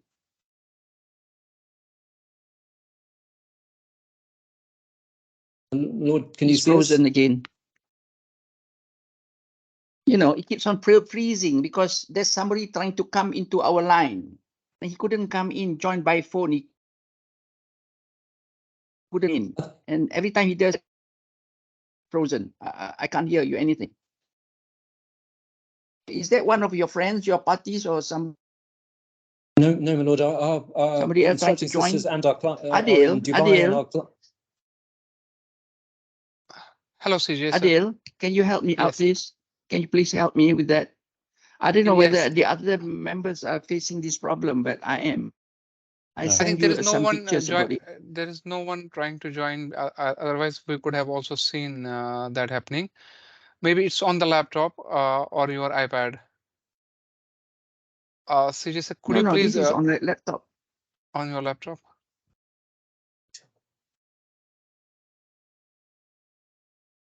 You are still facing some issue? No, everybody is frozen. Look, it's okay. Now it's moving again. Hey, sorry about that. Can you please, sir, leave and join back? It seems we are also Okay. seeing the lag in the video.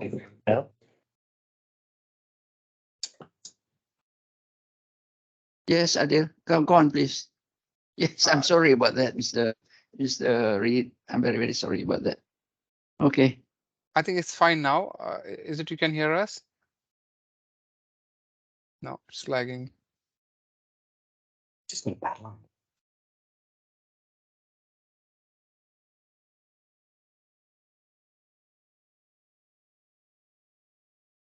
Should he turn off his camera with that?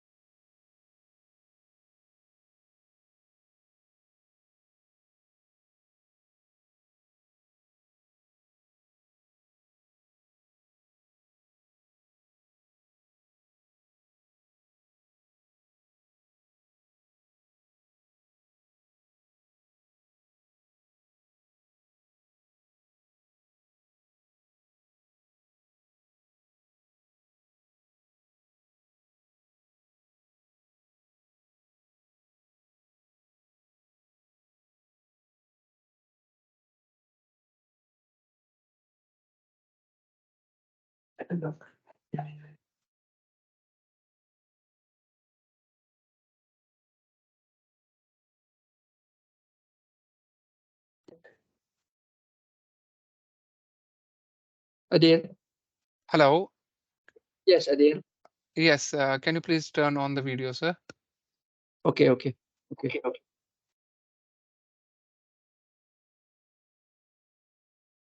Yes, sorry about that. Yeah. So to resume, Lord, we're saying that where it's pleaded that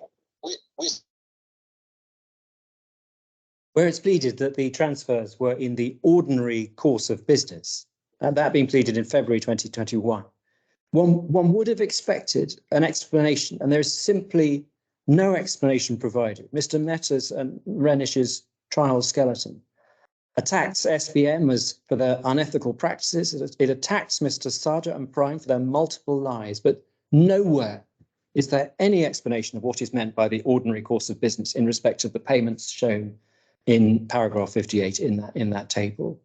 And in our submission, it's because there is no explanation that RENISH and Mr. Mehta needed to abscond.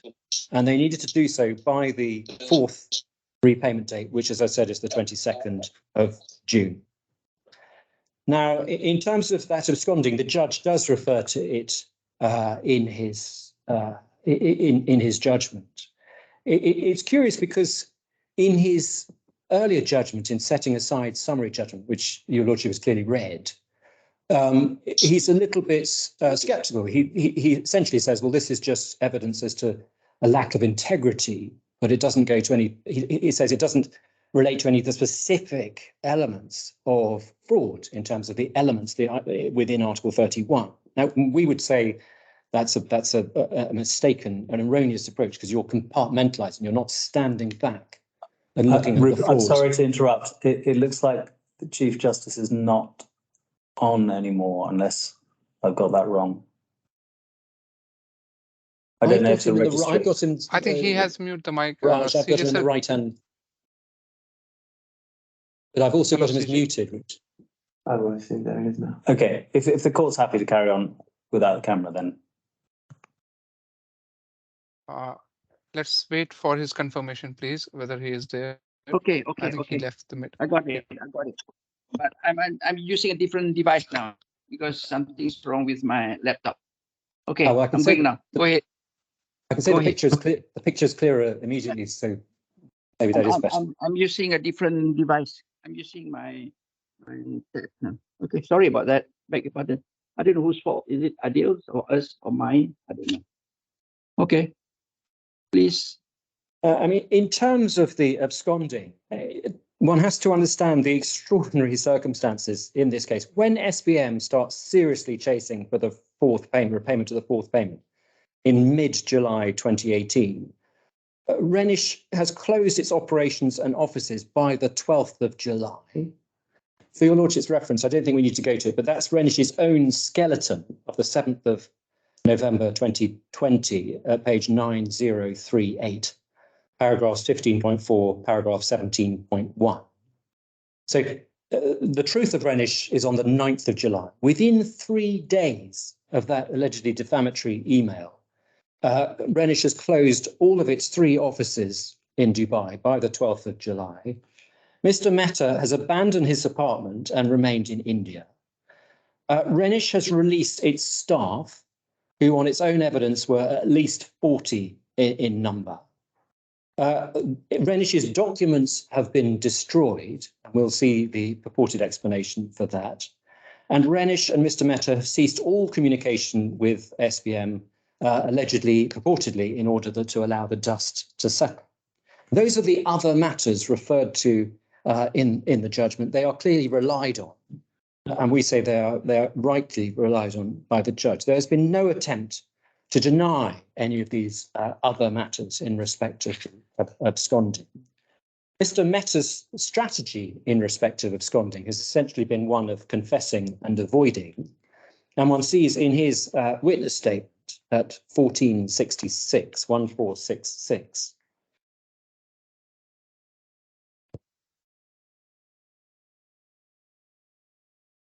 what he says in respect of his absconding.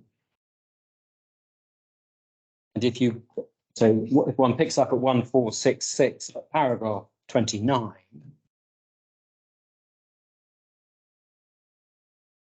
as I reflected on these events which caused me mental agony and many sleepless nights, I came to the uncomfortable conclusion that there was a fifth column within our organization in which a number of my senior employees were in league with our competitors to bring us down and grab our share of the market. And then if one goes over page to paragraph 33, in these circumstances, rightly or wrongly, implicitly accepting that it's possibly wrongly, I took the decision, which I believe was the only rational one open to me at the time, namely to stay in India and take steps to close the business from afar. It was not an easy decision. It has weighed on my mind ever since, but I could see no alternative. And that's a slightly bizarre suggestion in itself, but the alternative would have been to communicate with the bank, explain his situation, and seek to negotiate a sensible composition or with his creditors. And paragraph 34, my hope was that in due course, once the dust had settled and people could see things in perspective, I might speak to our trusted contacts and they would help me get started again. And then over page paragraph 35, the closure of the business did not go as smoothly as I'd hoped. I had no way of knowing which members of staff were being disloyal, so I did the honourable thing and arranged for them all to receive their final paychecks. Secondly, it was necessary to terminate the connection with Etisalat, DU, and our ISPs, so their internet service providers, who would otherwise go on charging us as much as they liked.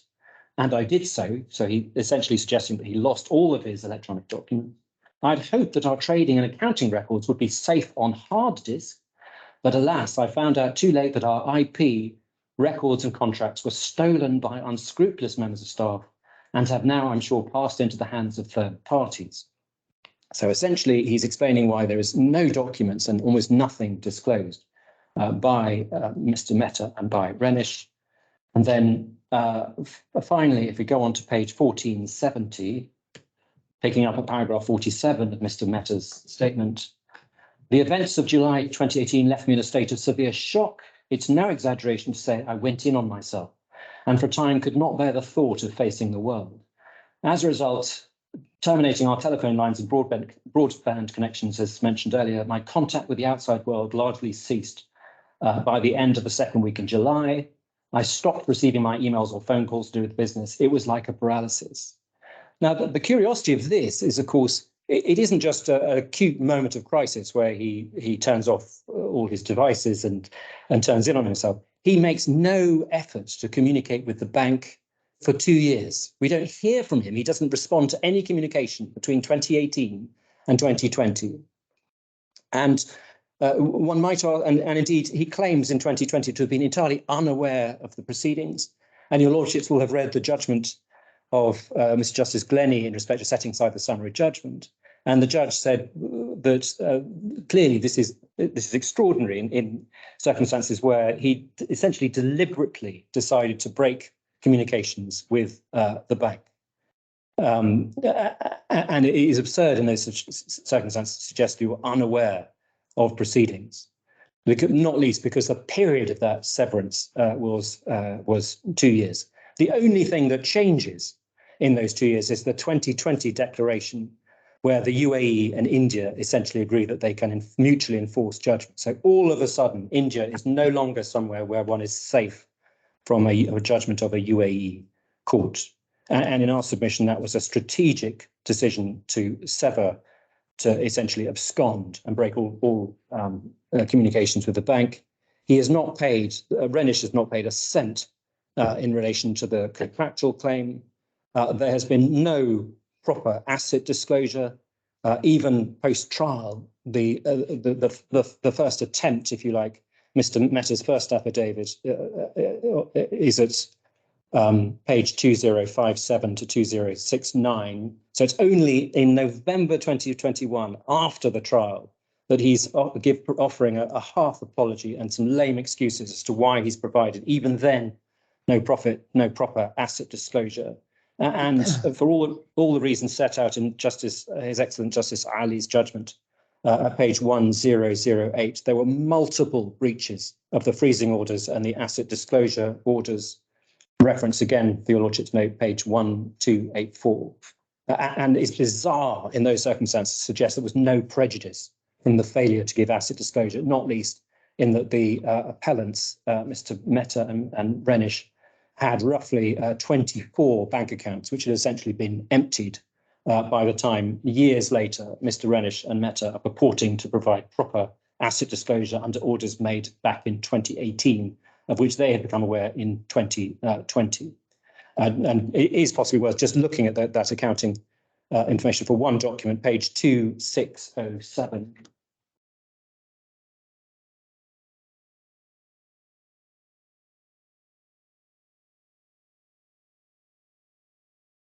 So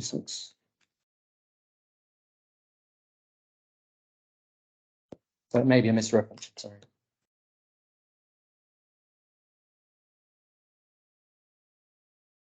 Deal just slow to connect.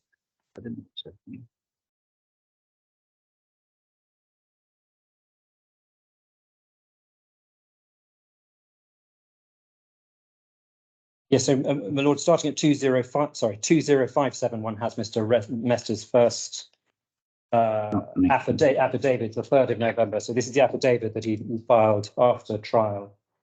And you'll see essentially apologizing for his failure to give disclosure, identifying the properties, the real properties that he did disclose, which were all charged to the bank and which had been sold as part of the Dubai court process. And then in terms of the bank accounts at page 2067, he discloses all of his RENISHs. So his account is Bank of Baroda, but then a large number, as one would expect of a trading company, a large number of RENISH accounts. And then over page 2068, paragraph 42, I have no way of checking this definitively, but I'm convinced that all but 2 of the above accounts will now have nil balances. So it's bizarre in November 2021 to report finally to disclose that he has these bank accounts, but to convey the fact that they've got nil balances, and then to suggest that there is no prejudice arising from his failure to give asset disclosure pursuant to the order of Justice Ali given back in August 2018.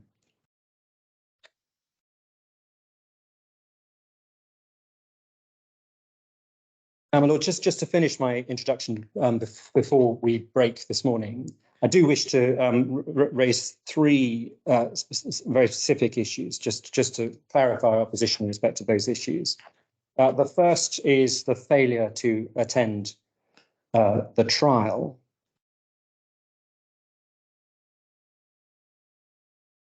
You'll be familiar from the background that Justice Ali gave summary judgment because he found an inference of fraud to be overwhelming. And Justice Ali's judgment with respect is clearer in terms of the matters he relies on. So he relied on the forged trading contracts. Now, we didn't actually allege that they were forged because we believe that they were sham documents presented by Prime and RENISH. Justice Ali also found the cessation of all communications, the abandonment of the office's employees, the flight of Mr. Mehta, the failure to respond to the worldwide freezing order, and the pattern of payments. And in those circumstances, he found no hesitation, in his words, in finding fraud. And the reasons why, as you'll have seen, Justice Glennie set aside that summary judgment in respect of the fraud claim, and this is at page 990. I don't think we need to turn it up. But he says that the main difficulties I have in accepting the bank's case is without full disclosure and the cross-examination of witnesses.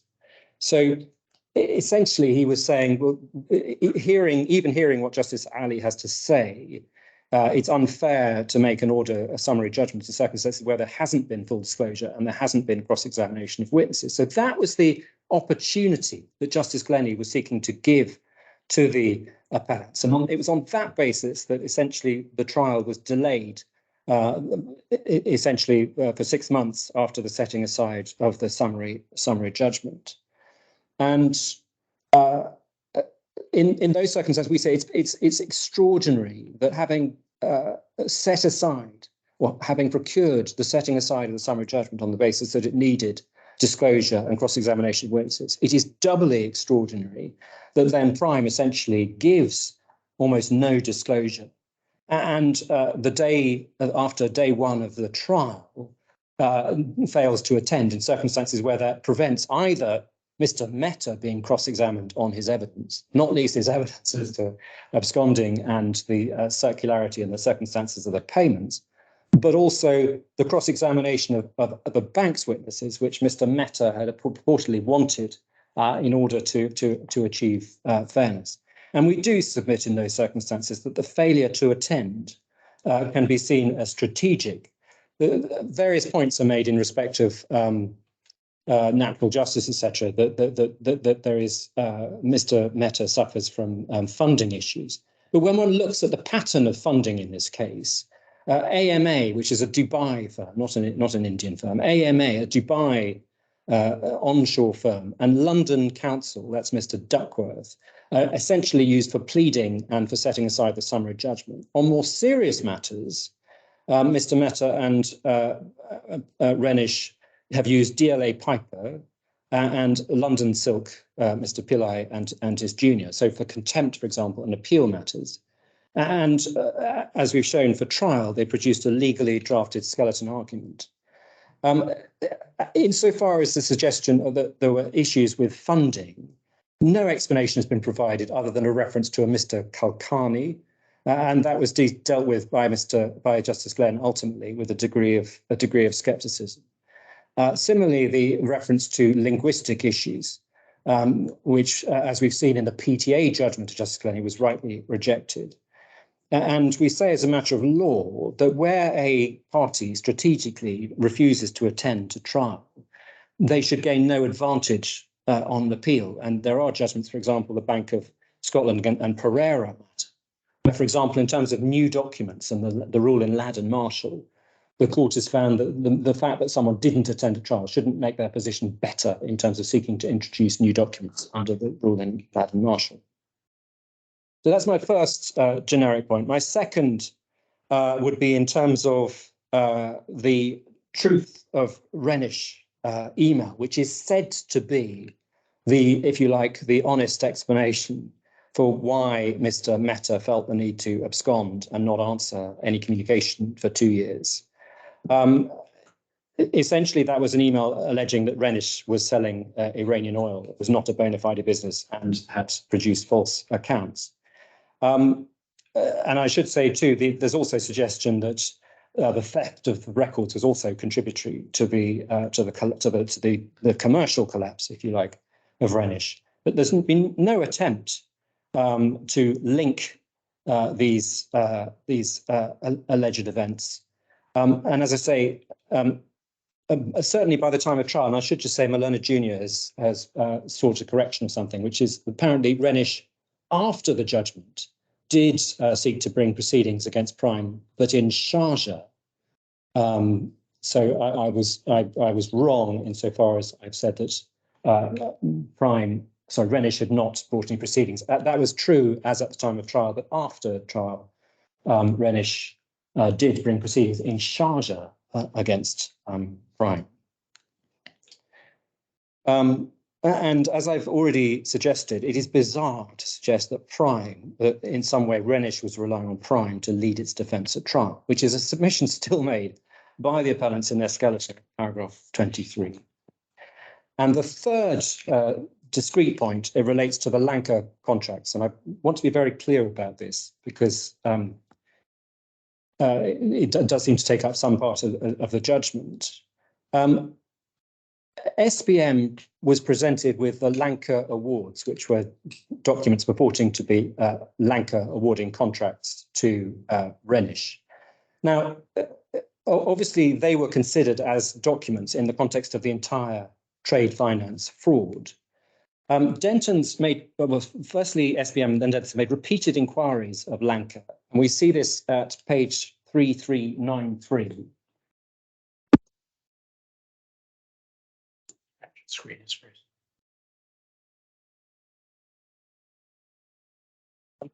I don't. Oh, go back. So page 3393.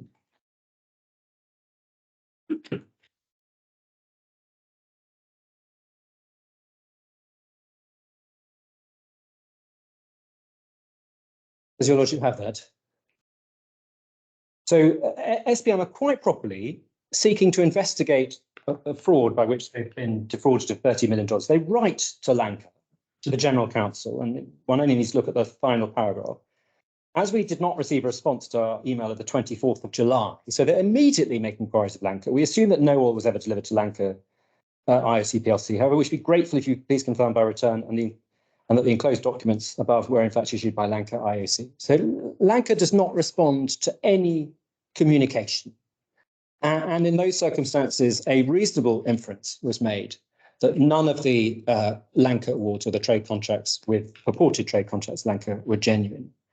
Now, notwithstanding that they had no reply to Lanka, Denton's continued to write to Lanka to investigate. So if one goes back to page 3391, we're now in January 2021.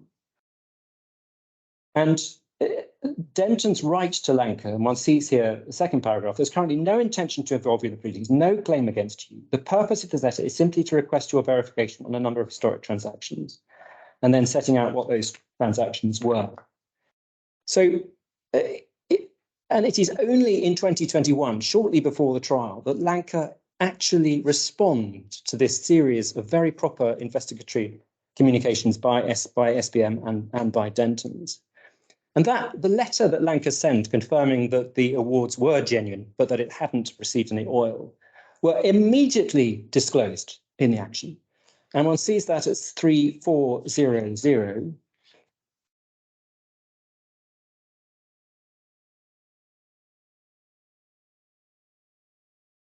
So this is a Denton's letter to Ashish Mehta, that's the Dubai firm acting for the appellants at the time. 10th of February 2021, final paragraph of that letter, the 10th of February, so a month after that inquiry. In addition, we also disclosed copies of our recent email correspondence with Lanka IOC. We assert the documents are covered by litigation privilege, but our client is expressly waiving privilege over those documents. It's not a general waiver. A copy of this letter is also sent to Prime's representative. So notwithstanding that they could have sought to maintain some sort of privilege, they immediately waive that privilege. This is obviously a critical document in terms of their pleading case. This is disclosed, and the suggestion that there's anything remotely improper done by the bank in respect of Lanka. They properly pleaded fraud in circumstances where, in all of the circumstances, it appeared that all of the trade finance documents were shams. Immediately became clear that the Lanka documents were not shams, but that Lanka had not received any oil. That fact was immediately shared with the other parties, and a formal admission then followed. And one has that at 3584. We probably don't need to look at that. That's the letter of the 15th of September to which the judge refers. So any suggestions of improper conduct relating to the Lanka contracts is, in our view, entirely misplaced. There was no allegation made against Lanka. There's no allegation that no Lanka awards were based, the allegation that the no Lanka awards was based on all the circumstances, not merely the fact, again, a compartmentalized approach, not merely the fact that Lanka hadn't responded. And Denton's quite properly continued to inquire and immediately disclose correspondence. And in those circumstances, references to the court holding or finding that the Lanka awards were genuine, this somehow being a point that had been lost at trial amongst the vast majority, allegedly, of claims that had been lost, is in our submission misleading.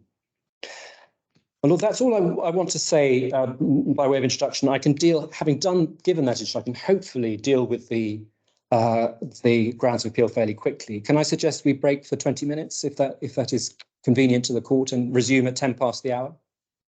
Or maybe quarter past the hour. Yes, I mean, yes. Do we say quarter past the hour? Okay. 10 past the hour. Quarter past the hour. Quarter 10 past the hour. Quarter past the hour. Doesn't matter. It needs to be one. Shall we say quarter past the hour, my lord? Yes, please. Quarter past. My lord, quarter past.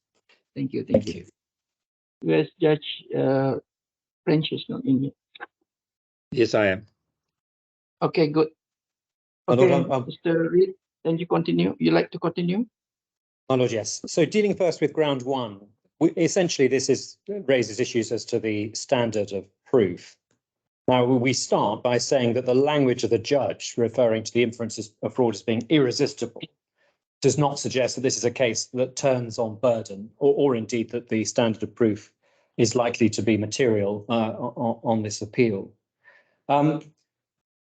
The court has been presented with a significant number of English authorities, essentially a tangle of English conflicting authorities. This court, which is not an English court, which is the DIFC court, arguably has the privilege of deciding the issue on the basis of whether there should, for example, be a presumption of influence, rather than seeking to navigate or piece together, reconcile various first instance and Court of Appeal decisions in England by reference to what was referred to in which case, when, and by reference to the authority of the relevant court. We say there are essentially three heresies that are being that appear in these cases. The first is the presumption of innocence, which I think it's accepted is not a legal presumption as such. And we would go further and say that it's entirely wrong to suggest there's anything resembling a presumption of innocence. Secondly, there's a heresy that the facts must be consistent only with fraud. And in our submission, that is redolent of a higher standard of proof. If you have to prove a fraud case on the basis that these facts can only be construed as fraudulent, you are essentially putting the standard of proof higher than the balance of probabilities. And the third heresy is that fraud is inherently improbable and needs compelling evidence to be proved. And I think there's a measure of agreement that actually that assertion needs to be clarified as being within the particular circumstances of the case. So if there are circumstances which make fraud improbable, then in the circumstances of the case, then that statement may be right. But if, on the other hand, there are other circumstances, for example, the absconding or the other hallmarks of fraud in terms of the payment, in those circumstances, it may be that the evidential burden switches then to the defendant. For example, in this case, Mr. MEHTA and RENISH to explain the ordinary conduct of business as they allege in their defence of the relevant payments out of the prime account and the recipients and the round numbers and the etc. And the starting point clearly is that if in trade finance the money is paid by the bank to the purporting supplier, but then immediately looped back to the trader in circumstances where the trader is purporting to be purchasing from the supplier, that is immediately inconsistent with the honest conduct of business and proper trade finance. Now, the real concern underlying this in terms of what the DIFC court should be finding is that if this court starts imposing a presumption of innocence in civil matters, in effect introducing a different standard of proof for inferences of dishonesty, and in so doing imposes an additional burden of the victims of fraud, that will raise questions as to whether the DIFC court can be a proper forum for trying allegations of fraud if it's imposing that heightened standard of proof. And it may also raise issue for banks in terms of investment and being based and registered in the DIFC, if they feel they're more likely to, or they're going to struggle when they're defrauded, because the victims of fraud ultimately are very often banks, in circumstances where that is the standard of proof in fraud claims they seek to bring. The position in Australia, which I think is reflective of the general propositions emerging out of the English cases, and in fact was itself derived from the examination of Old English law, was in a case called Briginshaw and Briginshaw, which is often cited. That concerned an allegation of adultery in a matrimonial cause, but it was at a time when it was a good deal more serious than it is now. Sir Owen Dixon said, equating balance of probabilities to reasonable satisfaction as the state of mind that you have to require, not certainty of the kind that you need for a criminal case. But reasonable satisfaction is not a state of mind that is attained or established independently of the nature and consequence of the fact or facts to be proved. The seriousness of an allegation made, the inherent unlikelihood of an occurrence of a given description, or the gravity of the consequences flowing from a particular finding are considerations which must affect the answer to the question whether the issue has been proved to the reasonable satisfaction of the tribunal. In such matters, reasonable satisfaction should not be produced by inexact proofs, indefinite testimony, or indirect inferences. Now, this doesn't involve any notion of importing in a presumption of innocence. It's just a question of what you need to reach reasonable satisfaction of the kind that satisfies you on the balance of probabilities that X happened rather than didn't happen. And I don't see any. Sorry, go on, Mr. Reid. Yes. Well, and your lordship's right that many of these judgments arise in a particular context, which is often a family law context, where there are, for example, allegations of adultery or allegations of abuse by parents or step-parents, where the Briginshaw has never been so confined. That has been applied generally to allegations of serious criminal conduct in a civil context. My lord, yes. I mean, I would hope. I mean, there may be some tension between the Australian authorities and the English authorities on that point. I mean, I would hope to show by reference to the English authorities that is not the. Well, that all came out of English law. That came out of a comprehensive. This was back in 1938, and it was well established then. Well, my lord, there's been a lot of discussion. I mean, clearly one sees that much of the English cases, the problem comes from the Three Rivers case back in, I think, around 2000, the late 90s, where Lord Millett talks in terms of the only available, the only reasonable inference, and at the same time in terms of tilting the balance. So there are different strands, if you like, of that judgment. And what's happened is the different first instance judgments have taken a run with the different strands, and one has the tensions. But my submission is that if one looks at English law now, and not in 1938, or not indeed in 2000, or whenever the Three Rivers judgment, the matters have been largely resolved, in particular, the Ostcrity case, by reference to the Re B decision of Lord Hoffman before it. And indeed, one sees references to the fact that Ostcrity is basically a summary of what's been said by the House of Lords in Re B in 2008. Also in terms of the Keckman decision, which has been followed in a number of decisions. So if we just start with But what reliance can I place upon the discussion in by Sir Geoffrey Voss in Banks and Petersburg?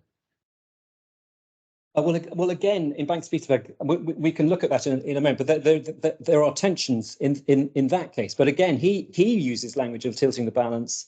So the suggestion again that there's the more probable than not, sort of balance of probabilities.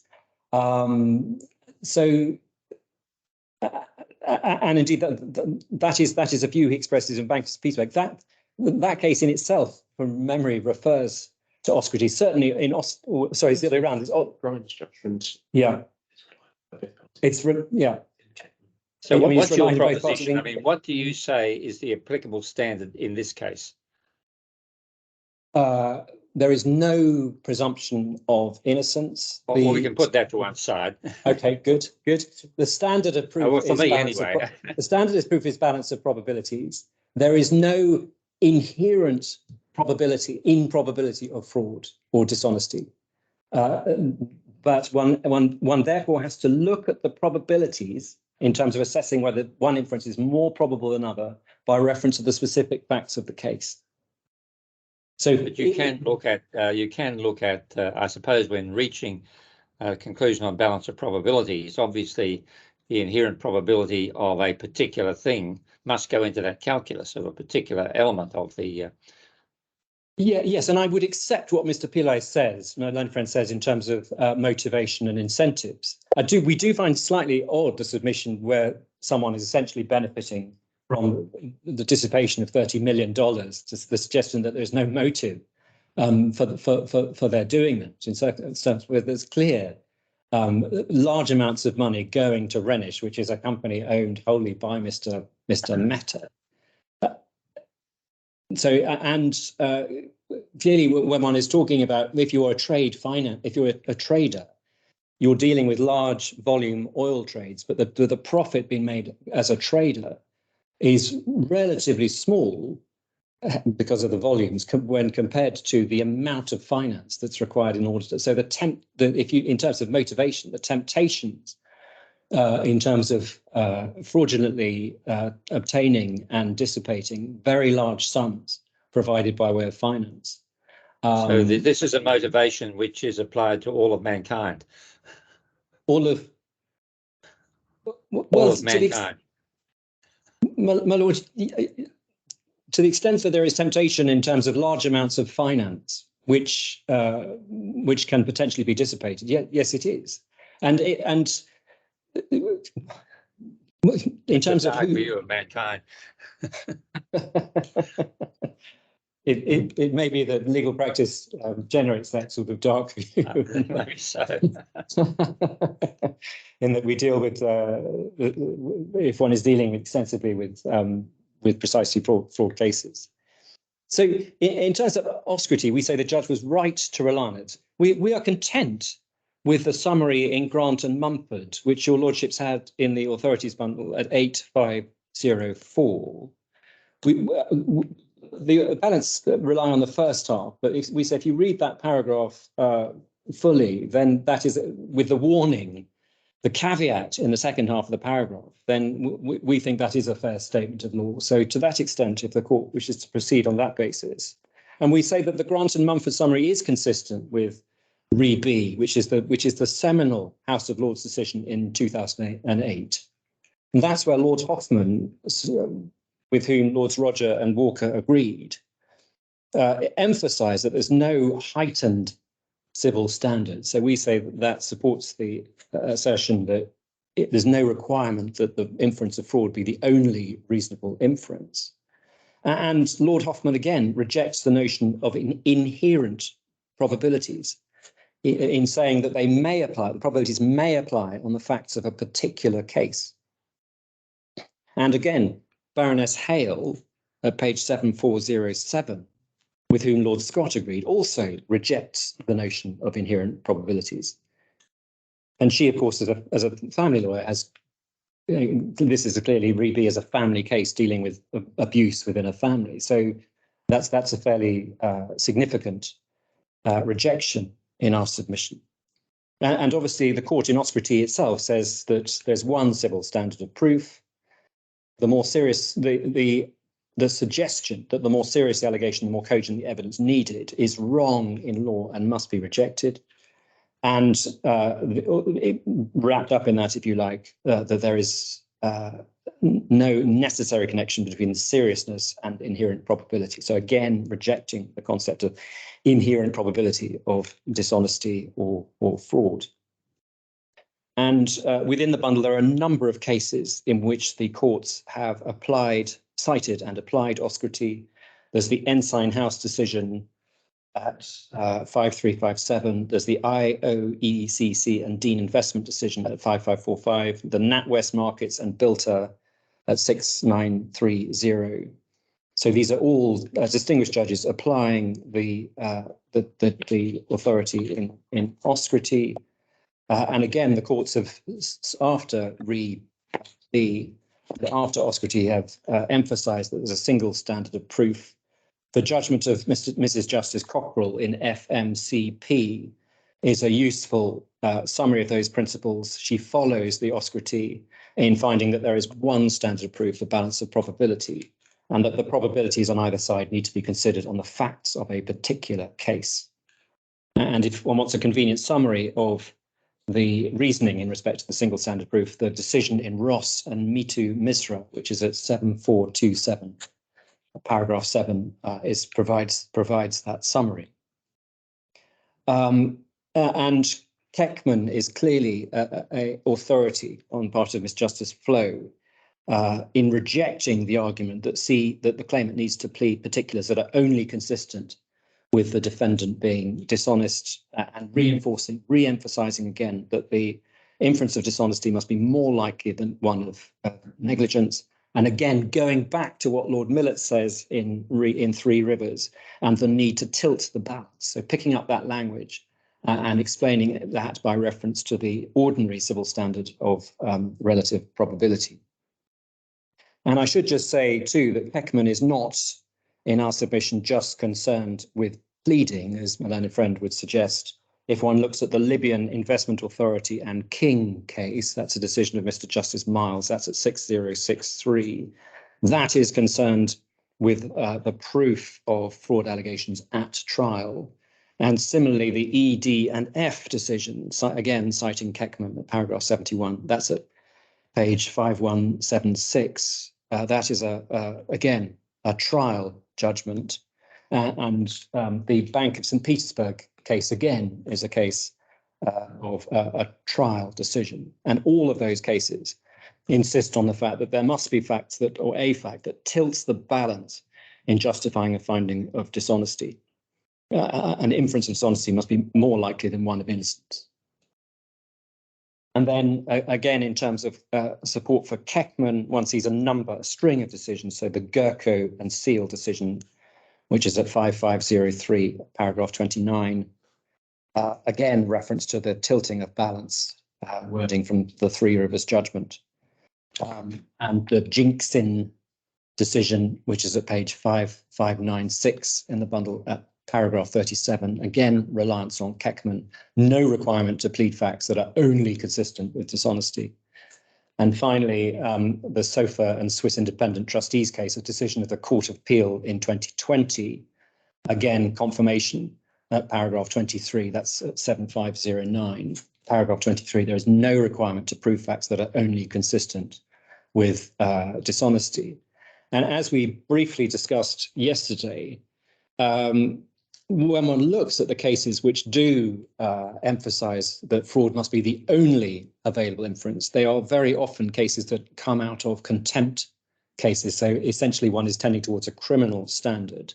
And we have two cases in the bundle on which the appellants rely. The first is the Dultel and Mackey decision of 2005. And if one looks, and that's at 5059, if one looks at paragraph 30 of that, one sees reference to the contempt, the fact that essentially it's a contempt case.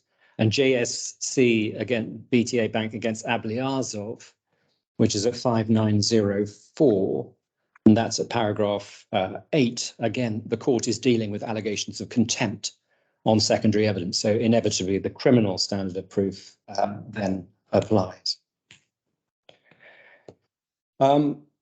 So for that reason, we say Keckman is a correct statement of law in making clear that it is there's no requirement that the evidence is only consistent with dishonesty. And we similarly rely on Offerty and the House of Lords decision in Re B in making clear that the standard of proof is still one of relative probability and that there is no notion of inherent probability. That notion is. You have no difficulty with, I'm just going back to Banks and Petersburg simply because it contains a useful reference to several of the authorities, some of which you've cited.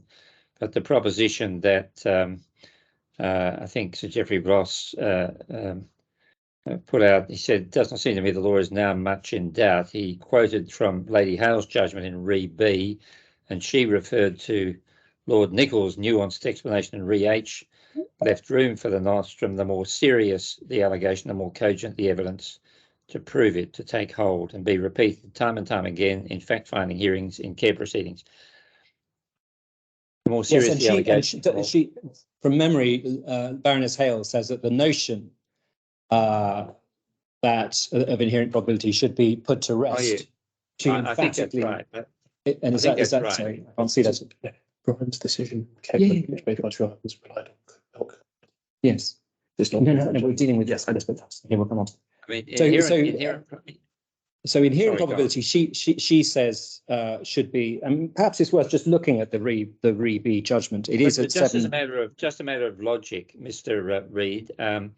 One can talk about the inherent improbability of a particular event or action occurring in context, and that's part of the judgment you might make as to balance of probabilities. But to apply inherent improbability to a whole class of conduct, I think is where you get into trouble, and that's overgeneralizing. But you can say, I think we would agree. I doubt that you disagree with that. No, my lord, I don't seem to disagree with that. Inherent probability, the word inherent is being used to pick up the idea that fraud is of itself, or dishonesty is of itself inherently improbable, unlikely. We say you have to get rid of the word inherent. It may, in the circumstances, be improbable or probable. Well, you might look at a particular situation where you have a transaction, where you have, for example, a person of known good character who has strong positive relationships with the alleged victim in circumstances where the risk of exposure is great, and you might look at all those things and say it's highly improbable that fraud would occur in those circumstances. So let's say one has a sort of a High Court judge who is alleged to have made some accounting. I wouldn't use High Court judges as your benchmark if I were you. I was going to say Roman Catholic priest, and then I realised that didn't. But a High Court judge who made some accounting representation, or is alleged to have made some accounting representation in his accounts which would have had minimal impact in terms of the tax that they paid and would have been very obviously likely to be uncovered. So in those those constellation of circumstances, you say, is it really probable that this person, given the minimal profits in terms of tax saved, the likelihood of exposure, the destruction of their career, would they? Is there any possible? Can it really be said that there was any motivation for that? But it's in that context of looking at the constellation of events. Yeah. Okay. And just while we're still looking at the Bank of St. Petersburg, clearly both parties rely. This is paragraph 45. Rely on a Keckman. A passage from Mr. Justice Flo's judgment, and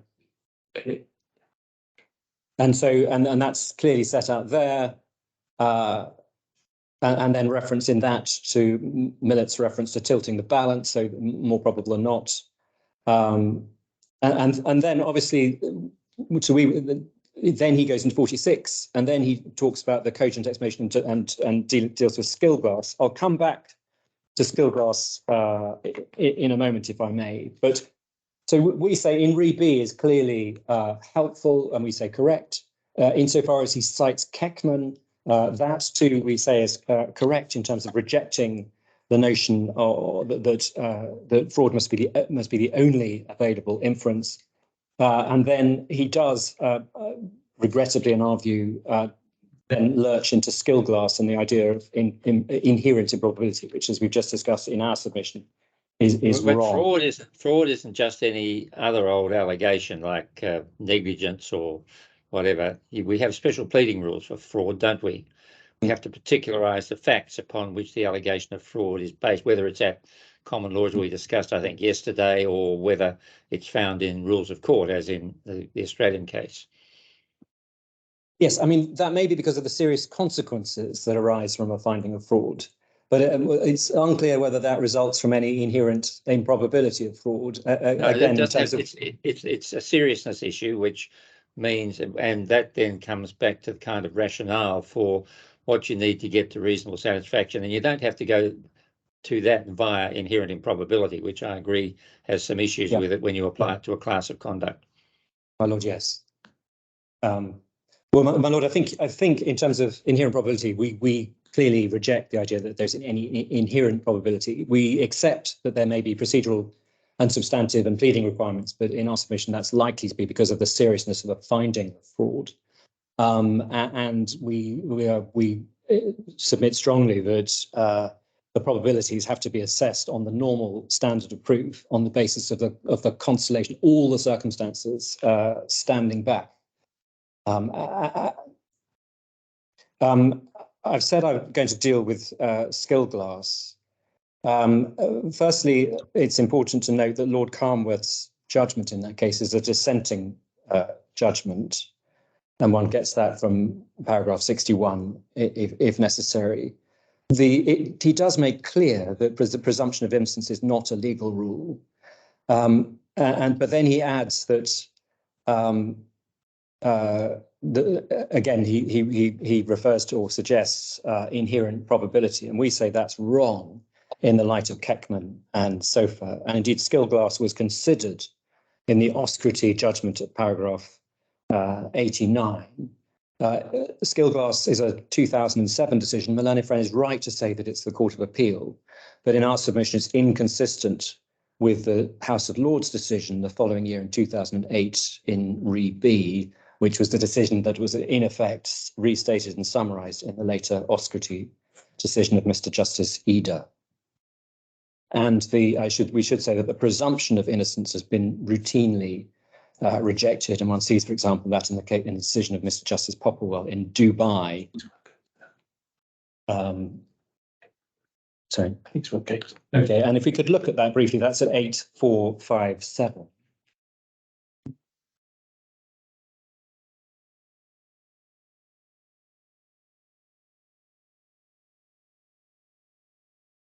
What was the page again, please? Sorry, 8457.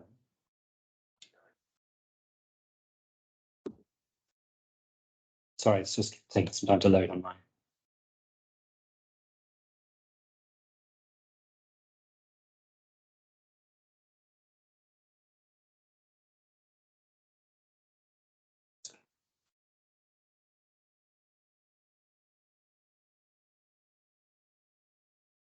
So this is Mr. Justice Popplewell, as he then was. In Jafari and Skillglass, Lord Justice Carnworth said, unless it's dealing with known fraudsters, the court should start from a strong presumption that the innocent explanation is more likely to be correct. The caveat, which I return to below, demonstrates that the starting presumption does not apply in all cases, but arises from the usual probabilities, which can be displaced in particular cases, including, but not necessarily confined to, cases where the court is dealing with known fraudsters. In the light of the other authorities cited above, I would prefer not to characterize the principle as one of a presumption, which either is or is not rebutted by the evidence, but rather as one factor affecting the inherent probabilities against which all the evidence must be tested. And then picking up at 50, this might seem a matter of semantics, but it's thrown into focus by the discussion which arose in the present case as to how I should treat Mr. Conway's previous convictions for cheating the public revenue in 1996, an offence involving a VAT fraud of several £1 million in which Mr. Conway's part including providing false invoices, for which he received a sentence of 6 years in prison. Mr. Deacon was content to accept that this displaced the presumption so far as Mr. Conway's conduct was concerned. And Mr. Davis-Jones was content only not to rely on it further than as evidence of propensity, which made it positively more likely that the bank's allegations were well-founded. And I say nothing about whether it would have been able for the bank to do so. But to my mind, the effect of the conviction is best approached not as neutralising a presumption of innocence on the part of Mr. Conway, whilst leaving in place in the case of Mr. Clegg and Mr. Dobson. It is rather one of the background factors which diminishes the inherent unlikelihood of there having been a dishonest scheme using sham invoices, a scheme which, if it took place at all, must, as the bank intend, have involved dishonesty on the part of all three. In the event that conviction has not played any significant part in the reasoning for reaching my conclusion on the aspect of the bank's case. So the court says, well, there may be some inherent unlikelihood in the fact that it is alleged that there are 3 people who are conspiring dishonestly. But when one sets against that the fact that one of those 3 individuals had a previous conviction for providing false invoices, then that is a circumstance which plays against any inherent improbability. Well, it might cut the other way. He obviously had some serious aversion therapy in relation to fraudulent conduct. He'd been so cured of his fraudulent tendencies. Rehabilitation, yeah. My lord, yes. So that is the way the court deals with it in terms of looking in the round at any lingering notion of inherent probability, but it has to be considered in the context of all of the circumstances in the case.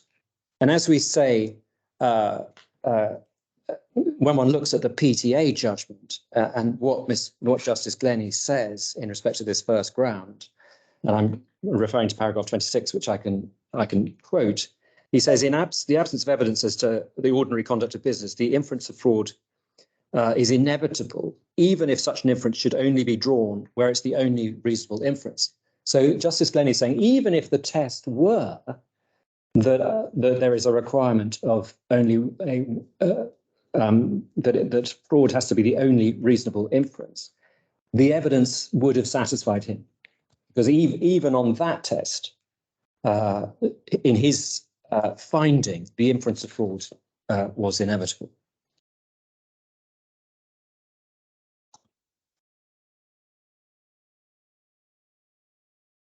Now, I should just say, too, on this ground, that various suggestions are made as to inherent probabilities. So, for example, assertions are made by way of submission in the appellant's skeleton as to Renish's trading history, as to an alleged the SBM having initiated the finance arrangement, and the patterns of payment. Now, these are untested assertions by Mr. Mehta, which were not tested at trial. His witness evidence was not subject to cross-examination at trial, and this court should be extremely sceptical about assertions said to weigh in the balance of relative probabilities when they are, as I say, matters of assertion in evidence that was never adduced at trial. And in our submission, the judge was right to reject these, as he does indeed in his PTA judgment at paragraph 26, page 1060. The appellants failed at trial to present that evidence. It hasn't been tested by cross-examination in the ordinary way. Who can possibly know what the financial health of Renish in fact was? Indeed, the fact that Bank Misa and others allegedly called in their loans quite so quickly suggests possibly that they had real concerns about the solvency of RENISH. And indeed, if one compares these facts to the Corinth case, Mr. Nanda Kumar, the fraudster who absconded to India, had been a trader who had been active for many years. He'd been ostensibly an honest trader who had reached the end of his trading career in oil parts in the Middle East, and at the end of his career, retired back to India, and in the process carried out a trade finance fraud by which he, I think that was a $25 million fraud. So in those circumstances, the fact that he had run a reputable business for a number of years was nothing to the point, and that did not make the fraud finding ultimately any less likely. And even if Mr. Mehta's assertions had been tested and proved at trial, the inferences from those, for example, the suggestion that RENISH was entirely reputable and successful in its trading history, the inferences that can be drawn from those alleged facts are, in our submission, far from clear. Looking at the reference to the second and fourth payments and the attempts to compare those, the judge did not make any findings in respect of the second payment. There was no allegation of deceit in respect of the second payment because it was repaid in full and there was no loss to SBM. That may beg the question, well, was there fraud? To which the follow-up question is, did RENISH know that the second payment wasn't going to be used to pay Prime for oil, and indeed that the entire amount would within 3 days be paid to PetroChem, which was a RENISH related party? But as we say, that doesn't matter because there was no loss. There was therefore no tort of deceit, statutory tort, and there was no pleaded case. And indeed, nor did the appellant seek any form of negative declaration in respect of the second payment. That may in turn beg the question as to why was oil supplied to Lanka? Why was the second payment repaid? And we are, as the judge suggests, at that point entering speculation. But if one looks at the master table at 9033, if one goes back to that document,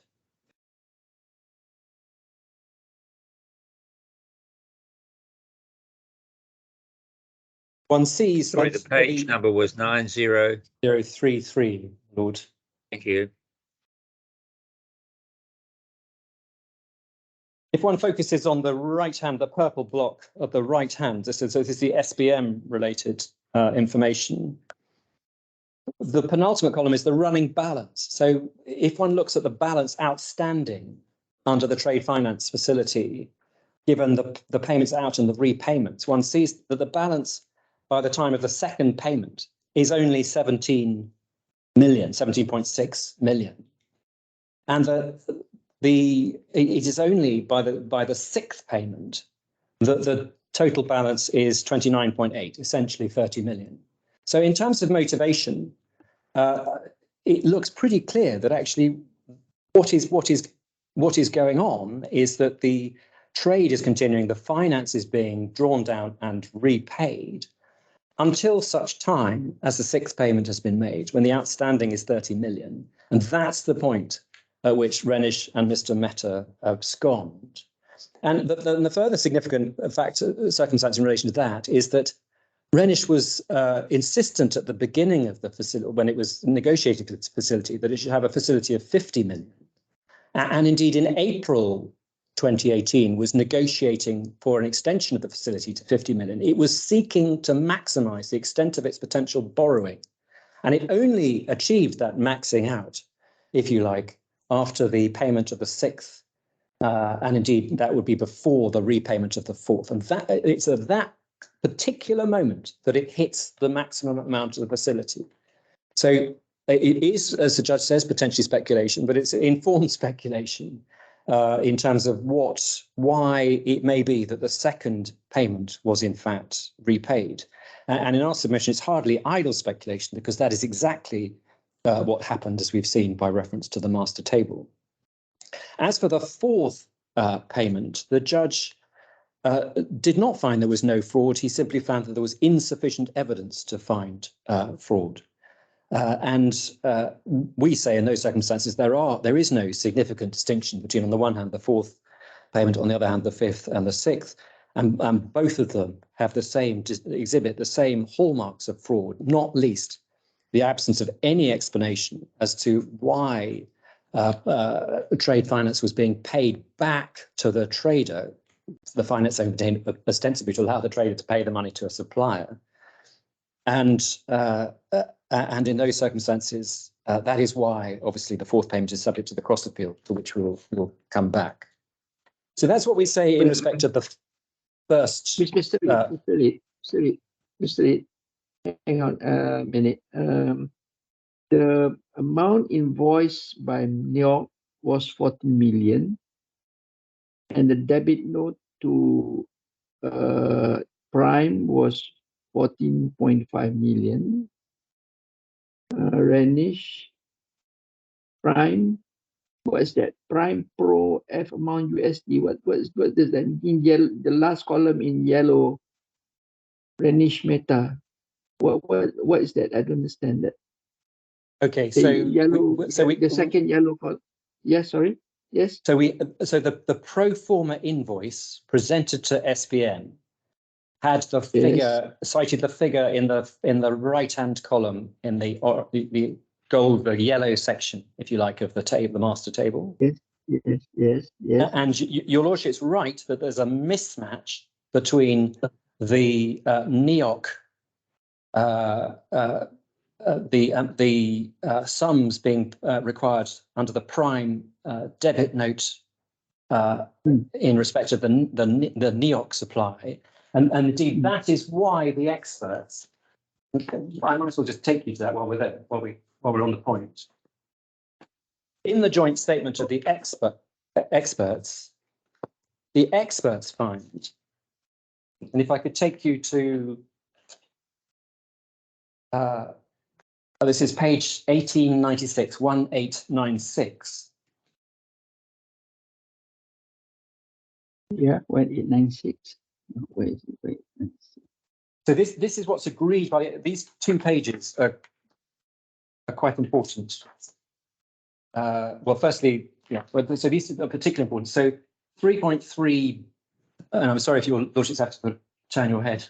It's a landscape document, but CL, that's Ms. Lavin and Mr. Drew, agreed that the figures. So that B is that the figures in the tables are agreed, and then if one goes down to little e, the experts agree that the particular SBM payments cannot be linked to a particular cargo transactions implied by Mr. Sada's payment summaries. Wait a minute. I'm still not getting the page. It's still going around in circles. Sorry. What's going on? Anyway, you are saying it doesn't tally or something? Yeah. Yes. It doesn't tally. But the SBM payments cannot be linked to a particular cargo as implied by Mr. Sada's payment summaries. Okay. And also the experts agree that their analyses are not consistent with Mr. Mehta's suggestion that Prime required cargo to be paid for in advance. Oh, I see. Okay. Sideways.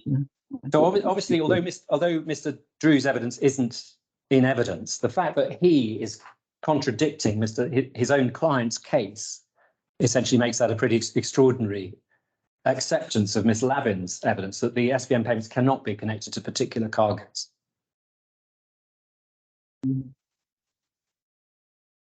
Only because the amount is different. Is it? The amount is not the amount doesn't tally.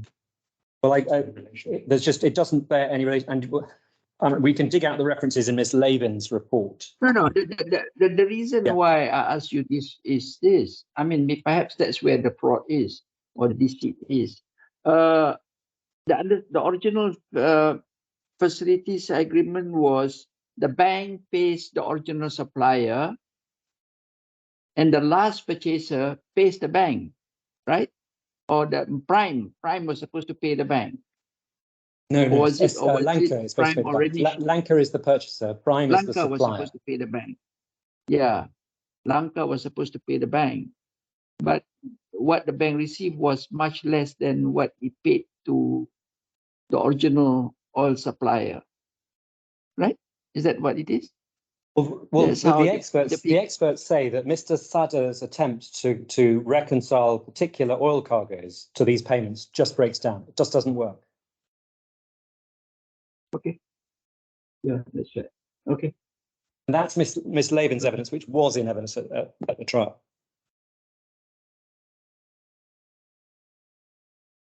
Well, that's what we say about the standard of proof, which is essentially the first ground. And then moving on to the second ground, the implied representations. And we should say, by way of start point, that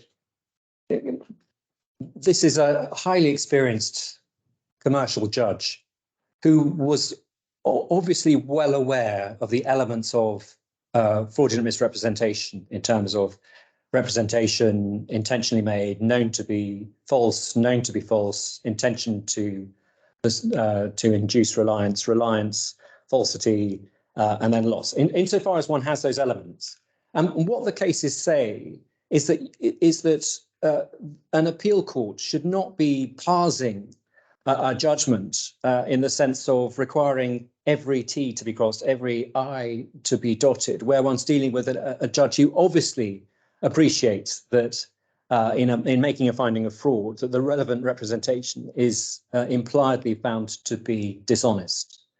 And we can look at the Volpe decision, which essentially makes that point. But Mr. Reid, were you the counsel at the first instance? My lord, I was. I was the counsel at trial. Yes. So I would have assumed you had raised all this before the judge. Yes, right? my lord, we did. We spent 2 days. Yeah, but the judge in this judgment did not go into the way that you are submitting to us now. Why was that? Because he didn't agree with you, or he doesn't understand you? Well, I think he dealt with it. I concede he dealt with it at fairly high. He dealt it very generally. He dealt in his judgment rather generally, not as detailed as you had submitted to us now. I think your lordship is right. I think he didn't feel that much of the detail was necessary. In terms of the submissions, your lordships have the transcripts for days 1 to 3. Days 2 and 3 are essentially me taking the judge painstakingly through the detail of Ms. Levin's evidence, the payments, the relevant underlying contractual documentation. All of this was laid before the judge at trial. In circumstances where we had obtained summary judgment by the sort of the high-level short points, so we'll look at these payments, look at the absence of explanation, look at the circumstances of absconding. The judge had set aside the summary judgment based on those high-level points and said, well, I require essentially disclosure, I require cross-examination, and I require to look at the detail of the underlying documents. He was painstakingly shown the detail of those underlying documents. And then he gave the judgment that you see. And obviously, I mean, this is the Volpe point about you as an appellate court. You can't parse, you can't expect a judge below to dot I's, cross T's. Any judgment of a first instance judge can, to some extent, a trial judge can, to some extent, be improved. Because if I were a judge, I will skim through those first transaction 1, 2, and 3, and 4, or 1, 2, and 3, because they are. But he spent a lot of time on 1, 2, and 3, and then to me the 4. Okay, let's put aside 4 first. 5 and 6 is the one that he should have gone into detail to hold that there was fraud, but he didn't. He also, I mean, the amount of time and the arguments, the facts were very brief.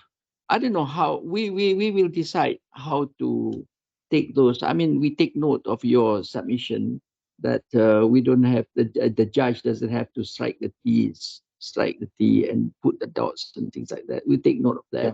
But you know, how deep we should go into the judge's judgment at this stage, I do not know. Something we have to discuss amongst us. Okay, thank you very much. Thank you. In terms of the implied representations, I've explained by way of introduction in terms of the package of documents, the email, the utilization request, the application form for the transaction of funds, the pro forma invoice, and the contract. And the issue is what implied representations were made in making that application and in presenting those documents to SBM. And in our submission is clearly a representation that these are bona fide trading documents, contracts, and also that there's an intention to repay the finance out of the proceeds of the sale to the ultimate purchaser. And again, in terms of Corinth, we've discussed the fact that those same representations were found by Justice David Steele in respect of similar trade finance, possibly a more sophisticated trade finance, insofar as the monies were extracted, dissipated earlier, and then trade finance was used to repay earlier trade finance. But essentially, it is a very similar scenario. And of course, the judge would have been aware that that you could articulate the claim by reference to implied representations, reliance, the reasonableness of that reliance, the knowledge of the representor, and the falsity. But where a trader applies trade finance for another purpose, so that there is no hope, immediately no hope of repayment, and then absconds, the judge in our submission reasonably inferred that there was never an intention to use the finance for the purpose, and indeed there was no intention to repay the trade finance in full. And in those circumstances, an experienced judge doesn't need to go through and literally painfully tick off each of the relevant elements of Article 31, where he finds fraud. It's implicit, for example, that he's found there was reliance, that the bank was reasonable to rely on the trade documents provided to it. Indeed, he found reliance in the sense of that the bank would not have proceeded to advance the finance without those documents being presented and without it being impliedly represented that the trader wished to repay the finance, and that the representations were false for the reasons we've explained. And I should say the judge builds to some extent in his PTA judgment. And so he finds that paragraph 18 of that judgment, that the principles do not, in his words, do not need to be, and sorry, page 1057, the principles do not need to be set out formulaically in every judgment. I regarded the existence of an implied representation in this case as obvious. In other words, if a trader presents trade documents in seeking finance, there is an implied representation that those documents are genuine and presented in good faith. And the judge went on to say it's a small step to find that in respect to the fifth and sixth advances, those representations were false to the knowledge of the appellants. And obviously he had in mind the fact that no oil was supplied to Lanka and the payments were returned, if you like, to RENISH, the trader, and related parties of RENISH and various other extraneous parties. And at paragraph 27, in his PTA judgment at page 1061, the judge found that the implication of the representations is, to my mind, irresistible. It is obvious that the appellants must have understood they were making implied representations. And in terms of reliance, he says, unless the bank was given to understand that the documents represented genuine transactions, it would not have made the advances. So he made very clear in his PTA judgment that there was a finding of reliance. And indeed, I would submit that the implied representation in presenting trade documents is much more likely to be potent in the mind of the bank than any repeated warranties by reference to the facility agreement that had been concluded back in February 2017, 18 months previously. Mr. Reid, can you remind me how the bank pleaded the relevant representations yes, so far as they related to the particular transactions rather than the general facility representation. Yes, so Lord, if you have the statement of case to a particular claim to hand, that's at page 601. Thank you. And then the facility agreement representation is paragraph 12. Sorry, that's the payment representation, sorry.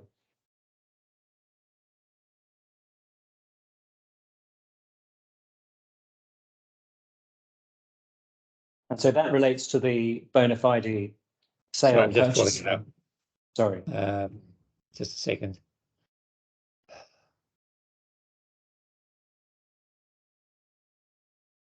Yes, I've got it now. What paragraph? Paragraph 12, Money. Thank you. Yep. 6 requests. So they make the making payment. each of those, yeah. That payments were required pursuant to a genuine bona fide sale purchase arrangement, etc. As follows, and then so Renish concluded sale agreement with Lanka. B, Renish concluded sale agreement with Prime. C, Renish was to make advance payments to Prime in consideration for the delivery of consignments of oil. D, Renish was then to ship the oil consignment, and E, Lanka would then pay Renish. So that's the composite transaction, if you like. And obviously, we entirely accept in respect of Lanka that those were Lanka entered bona fide, made bona fide awards. But the other aspects we say are entirely not bona fide transactions. So the presentation of the contracts and the pro forma invoices is, as it were, embedded in the words making of each of those, or made 6 requests. Yes, and then if you look at paragraph 40 at page 611, my lord. Yeah. Yep. So without prejudice to SBM's claims against Renish and Mr. MEHTA breach of contract, it's averred that the purported sale and its component transactions was a sham transaction. And B, none of Renish Prime. That's generally a transaction which neither party intends to pursue. You're saying more than that, though, aren't you, in respect of 5 and 6? You're effectively saying they were forgeries. Well, my lord, no, because our case has always been that Prime and Renish, and we'll see, essentially, it's the same. Prime and Renish are the same employees. There's a group of 5 or 6 employees who are essentially operating both, who operated both companies. So, and we'll see that all of the sort of arm's length dealings between the companies are a sham. They're concocted. So that. Well, not intended to create legally binding relationships. Exactly. That's the distinction between a sham and a forgery. When Mr. Sada comes in and says, "Well, these contracts got nothing to do with me," implicit in that is an allegation. Forgery case. His case becomes a forgery case, but our case is a sham case. I see. Okay. And they're both up to it in their eyeballs, as it were, up to their eyeballs. My lord, yes. On that case.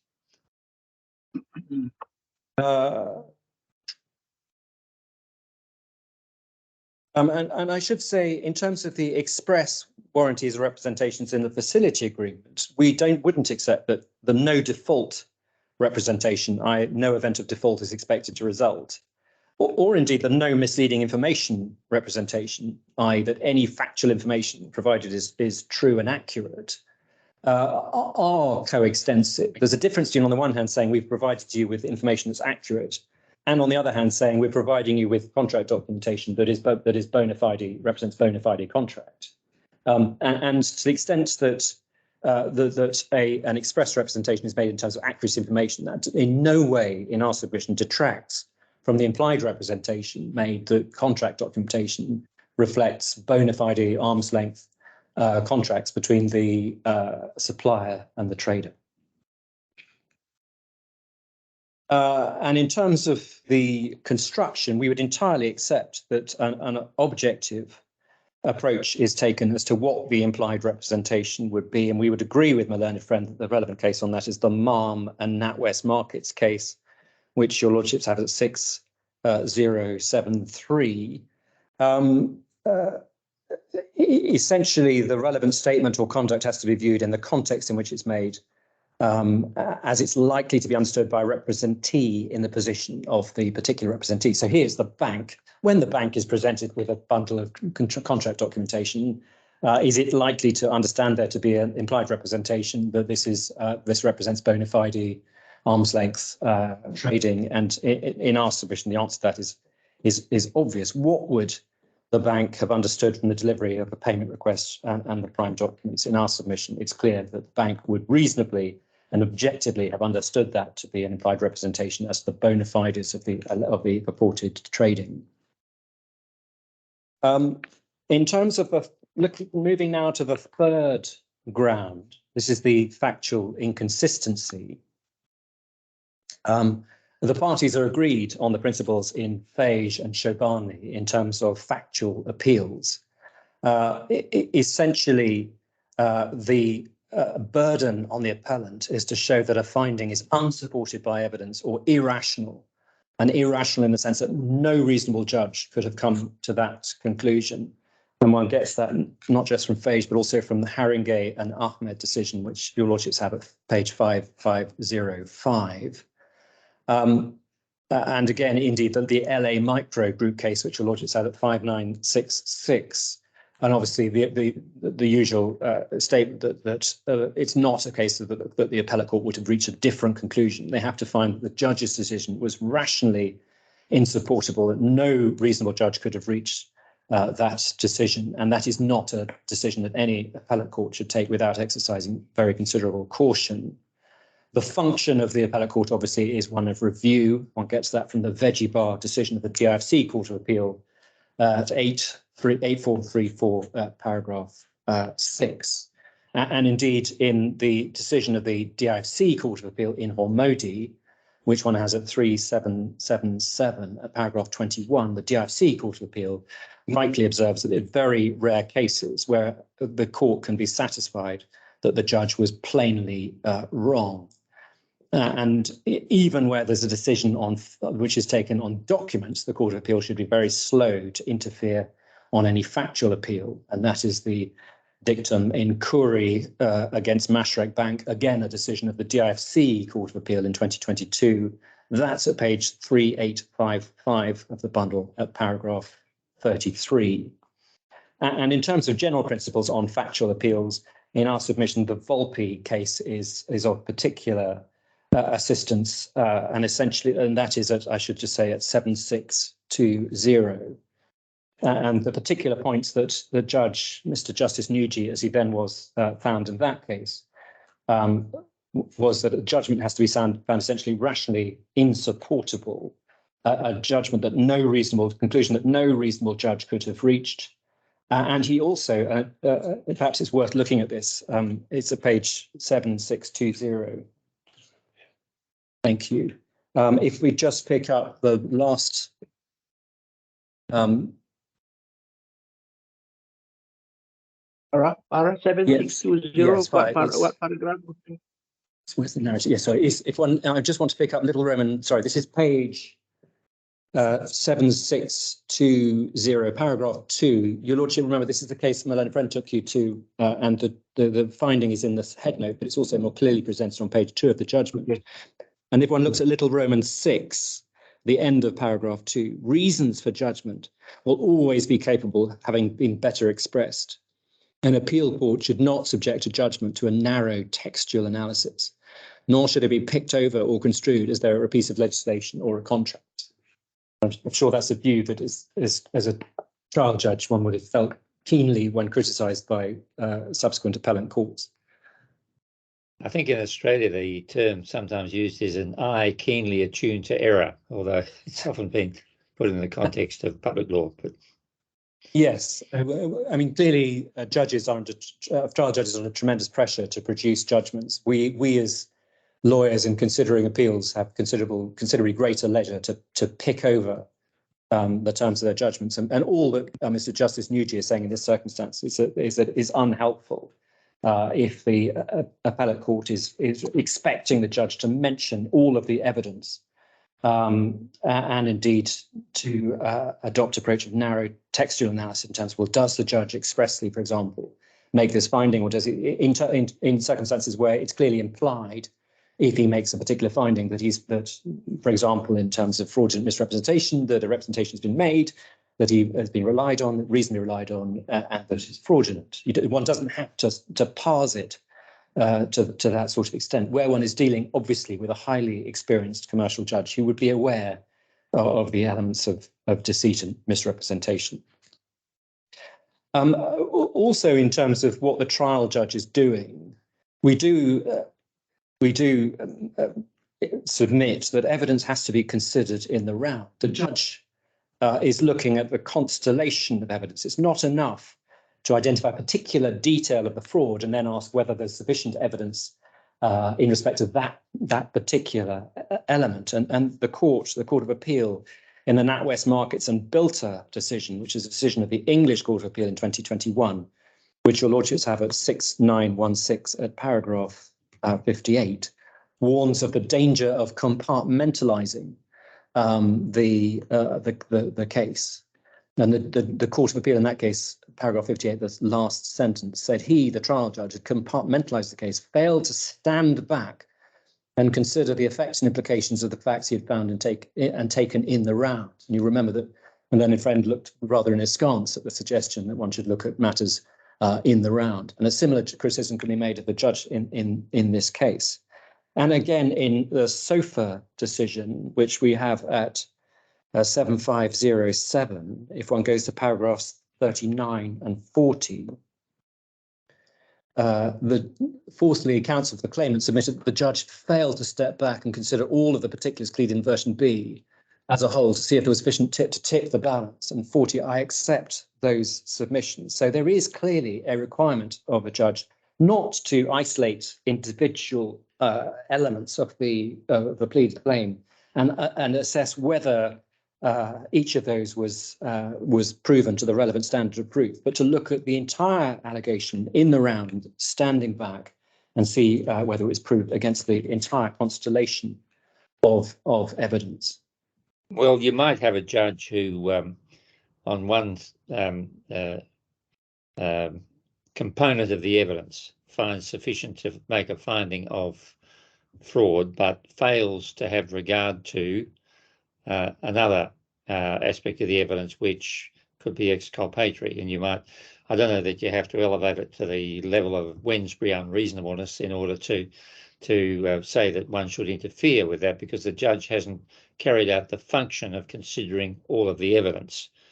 In this case, it's kind of the reverse, I think, in a sense that it said that the matters upon which the judge relied for making his finding were insufficient. And the argument then is, well, was he really having regard also to other matters which might have given greater support? I think that's a sort of line of argument. In other words, proximity, timing of payments, etc., seems to be the express matters. And then we had the discussion before about whether that's all embedded in the context of the presentation of contracts and invoices and so forth. Yeah, and he adds to that obviously the further factors in terms of the absconding, etc. So he although in his setting aside judgment, he thought that was just a matter of integrity. By the time he gets to his trial judgment, he clearly thinks that's more important, and he clearly sets that out and expressly relies on that. Mr. Reid, just clarify. You keep on quoting the judge in his PTA judgment. Yes, George, we'd like to take you to that. If he has not covered the point in his original judgment, would he be allowed to state that in his PTA judgment? Because that would be reopening. He's having a second bite at the cherry. I don't think we are judges are allowed to rewrite a judgment after you have given your decision.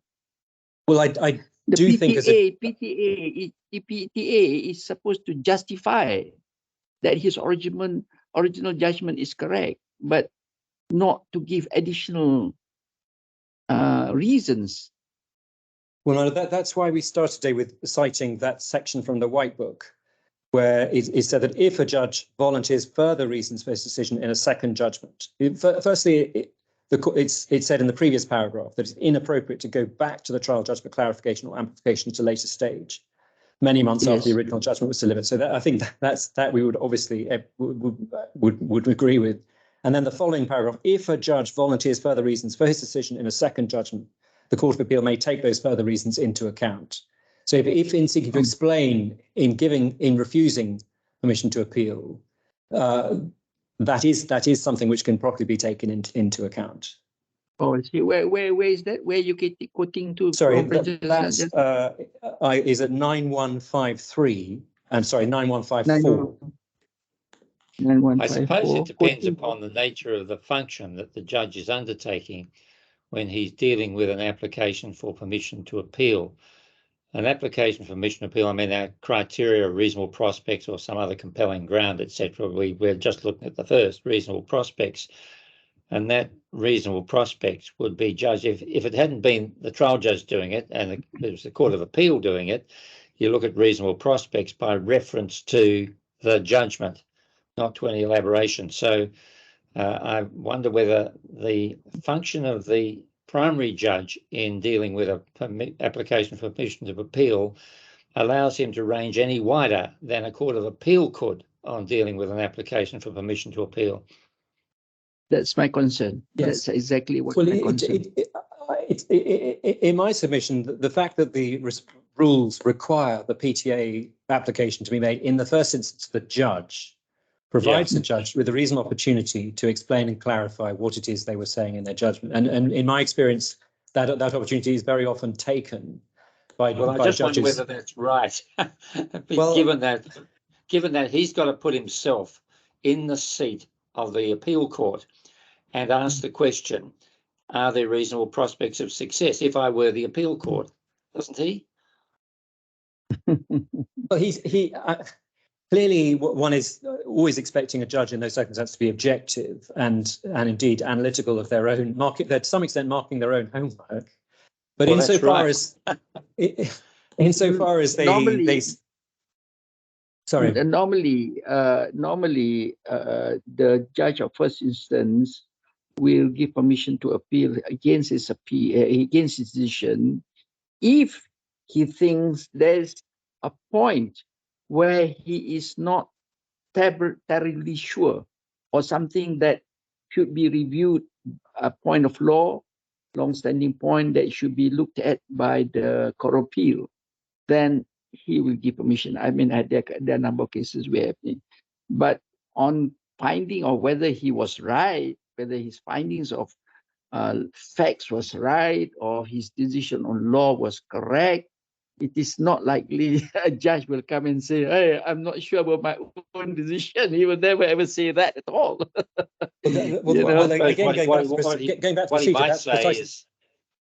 What he might say is this appeal is is an appeal against my judgment about the credibility of the witnesses. That kind of case has very little prospect of success as a matter of general principle. Therefore, I refuse permission to appeal. And that's enough for him to do that.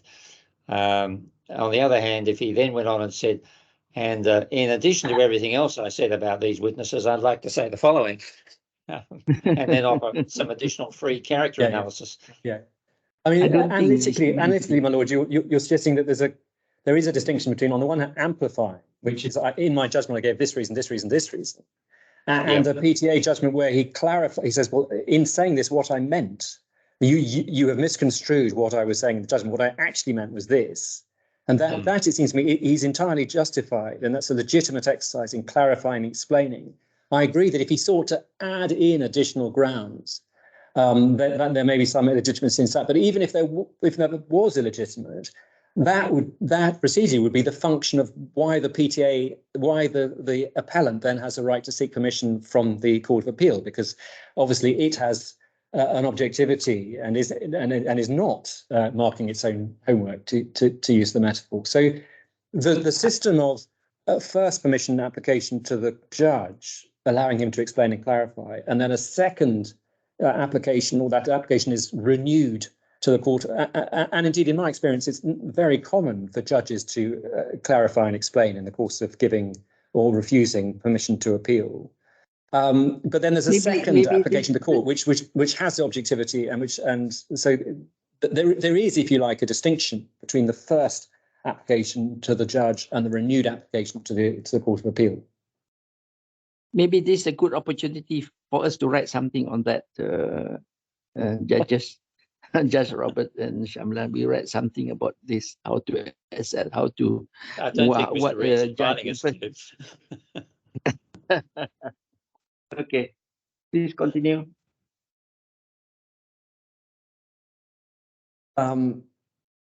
We've made the point that in terms of the fact, the alleged inconsistency between the finding on the second payment and the second and fourth payments and the finding on the fifth and sixth payments, that there is no sharp relief between, on the one hand, the innocent representation alleged found in respect to the fourth payment and the fraud in respect of the fifth and sixth payments.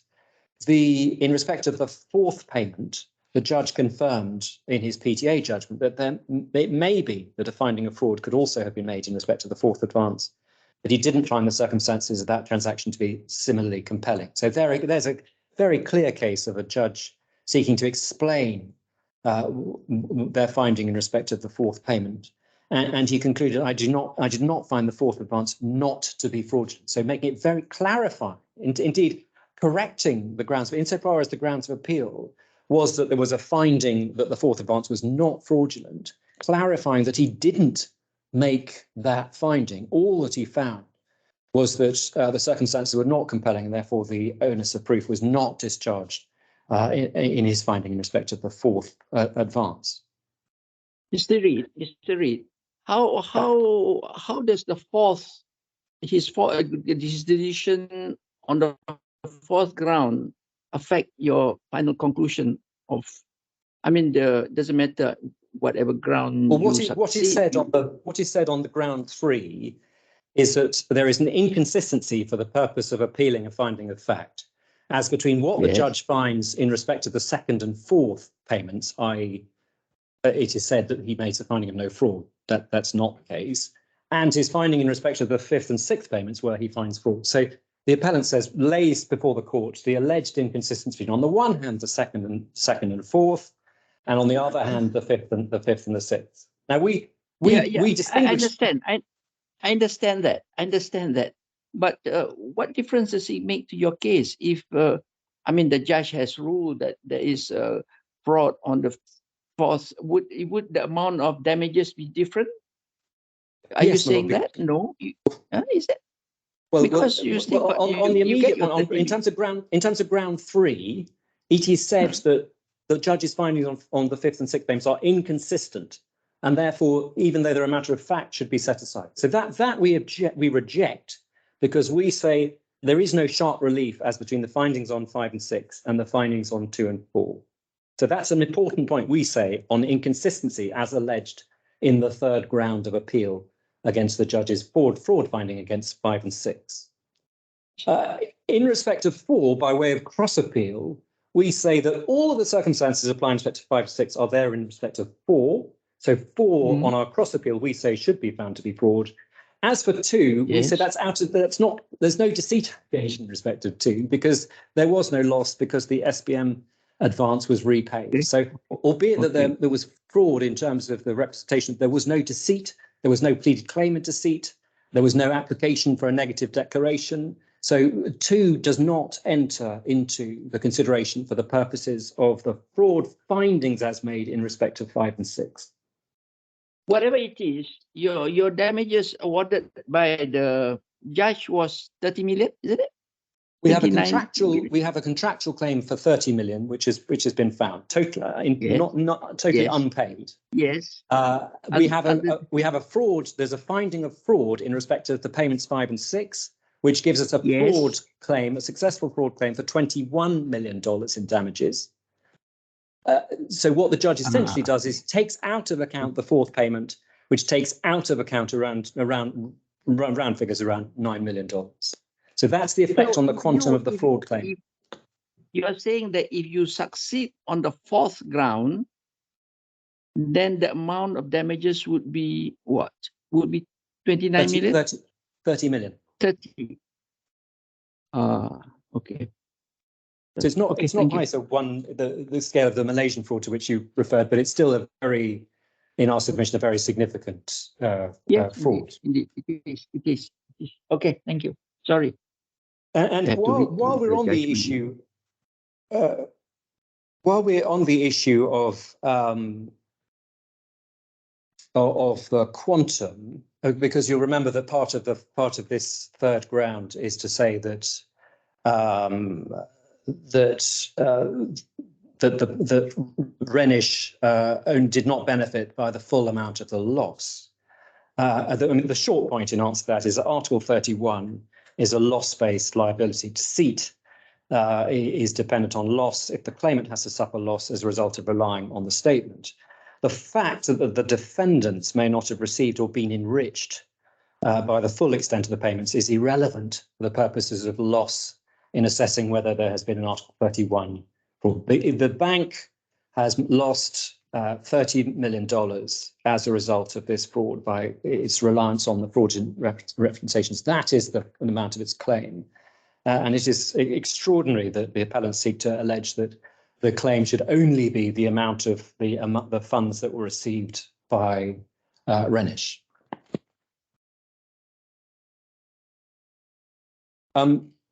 In terms of the fourth ground,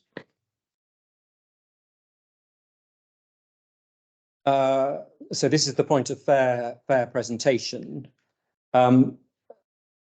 We would start by seeking to distinguish the CMOC case. Obviously, Malone Friend has rightly drawn your attention to CMOC and the insistence in that decision that the trial should not merely be a rubber stamping exercise, which is the end point of the analysis in CMOC. There are very important distinctions. The defendants in that case had not participated at all. So the claimant's case was wholly unanswered. That's a case where hackers essentially got into the system of the CMOC, which was a Chinese bank, and gave email instructions for payments to be made out of the bank. And so in those circumstances, the defendant is persons unknown. There was no defense evidence before the court at all. And in those circumstances, it was said that the CMOC should identify the points that can be taken against CMOC. Now, that language in terms of identifying the points makes clear that this is a relatively, as a duty, is a relatively light one. So the court in that circumstance would expect the claimant to identify the points that the defendant could take. It wouldn't expect the defendant to discharge any sort of duty of full and frank disclosure. And indeed, that much is made clear in the CMOC judgment. And indeed, the Petro decision, which is an early decision of Mr. Justice Cresswell, was again a decision where the defendant had served inadequate defences, had failed to provide RFIs, and had its cross-claims struck out. And after all of that, the defendant then took no further part in the proceedings for tactical reasons, and indeed was absent for the trial. And at paragraph 33 of the Petro judgment, Mr. Justice Cresswell said that the claimant was required to, again, draw to the court's attention points, factual and legal, that might be to the benefit of the defendant. So we would say a distinction in terms of circumstances where the court has no idea what the defendant's defences or evidence or legal points may be, but also the expectation that those points be drawn to the court's attention. But there isn't an expectation that the claimant has a duty of full and frank disclosure. There isn't an expectation that those points be canvassed to any extent. And I should say, Malone and Friends rightly reminded me that in terms of the distinction, we're dealing with a case where the defendant has pleaded their case, has purported to evidence their case. We have extensive witness statement from Mr. MEHTA, has filed a summary judgment, a skeleton argument, which, given that the settlement did not occur, given that, the defendant then appears in person on day one of the trial, having already lodged a skeleton argument, in those circumstances, to suggest that the defendant has an obligation to stand up and start adding to the points in the skeleton argument that's already been lodged by the defendant, who is before the court as a litigant in person and indeed as a representative of RENISH.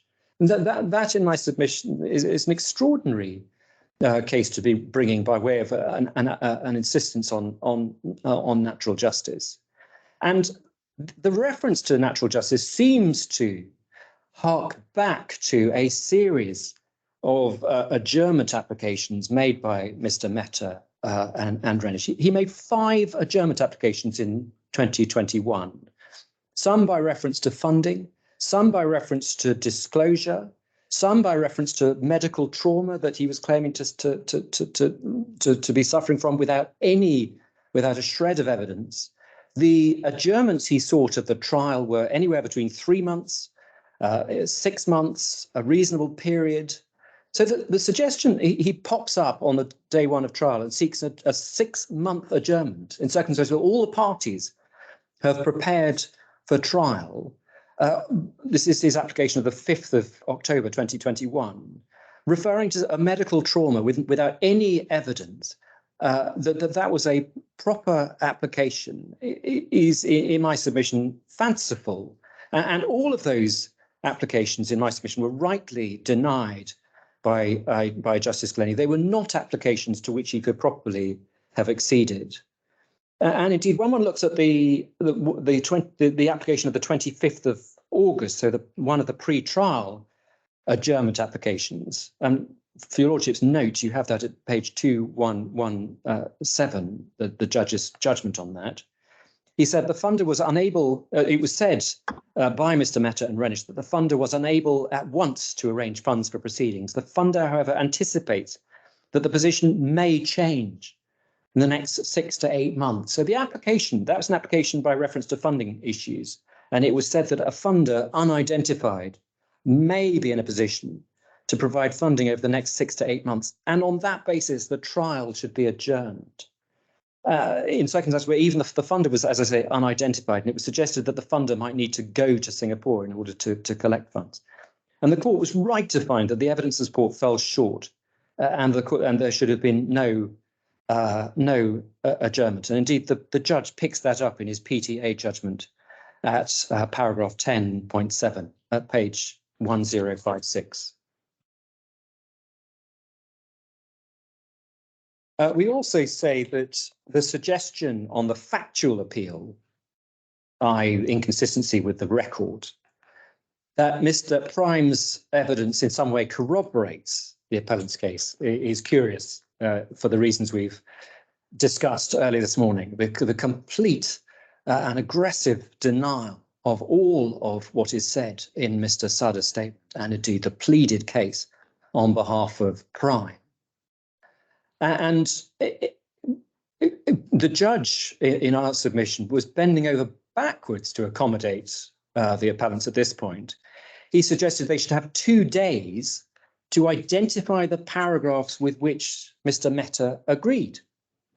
Now, that was not in itself a particularly analytical exercise, not least because Mr. Mehta had already been through Mr. Sada's statement on a paragraph by paragraph basis.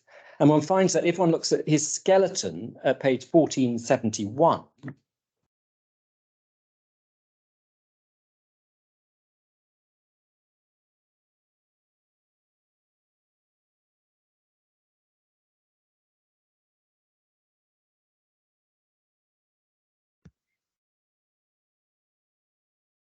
and if your lordship has that, 141471.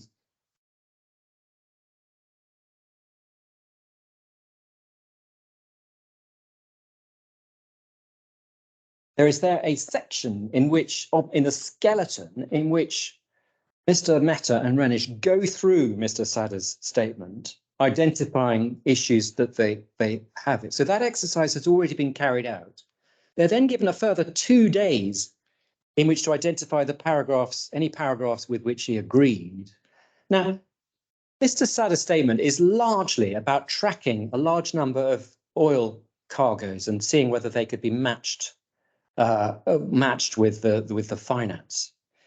But there is a 15-page section, sections E and F of his statement, where he describes in very broad terms the nature of the relationship between Prime and RENISH. It is, as I say, no longer than 15 pages. All Mr. Mehta had to do in 2 days was identify paragraphs in that factual narrative with which he agreed and with which he disagreed. It's purely factual. There's no legal sophistication in that. And on that basis, the judge effectively dispensed with formal hearsay notices. He effectively said to Mr. Mehta, please go through, I as a judge need to understand if there's any of Mr. Sada's statement that you agree with, what you agree with and what you do not agree with. And he required essentially identification of the relevant paragraphs.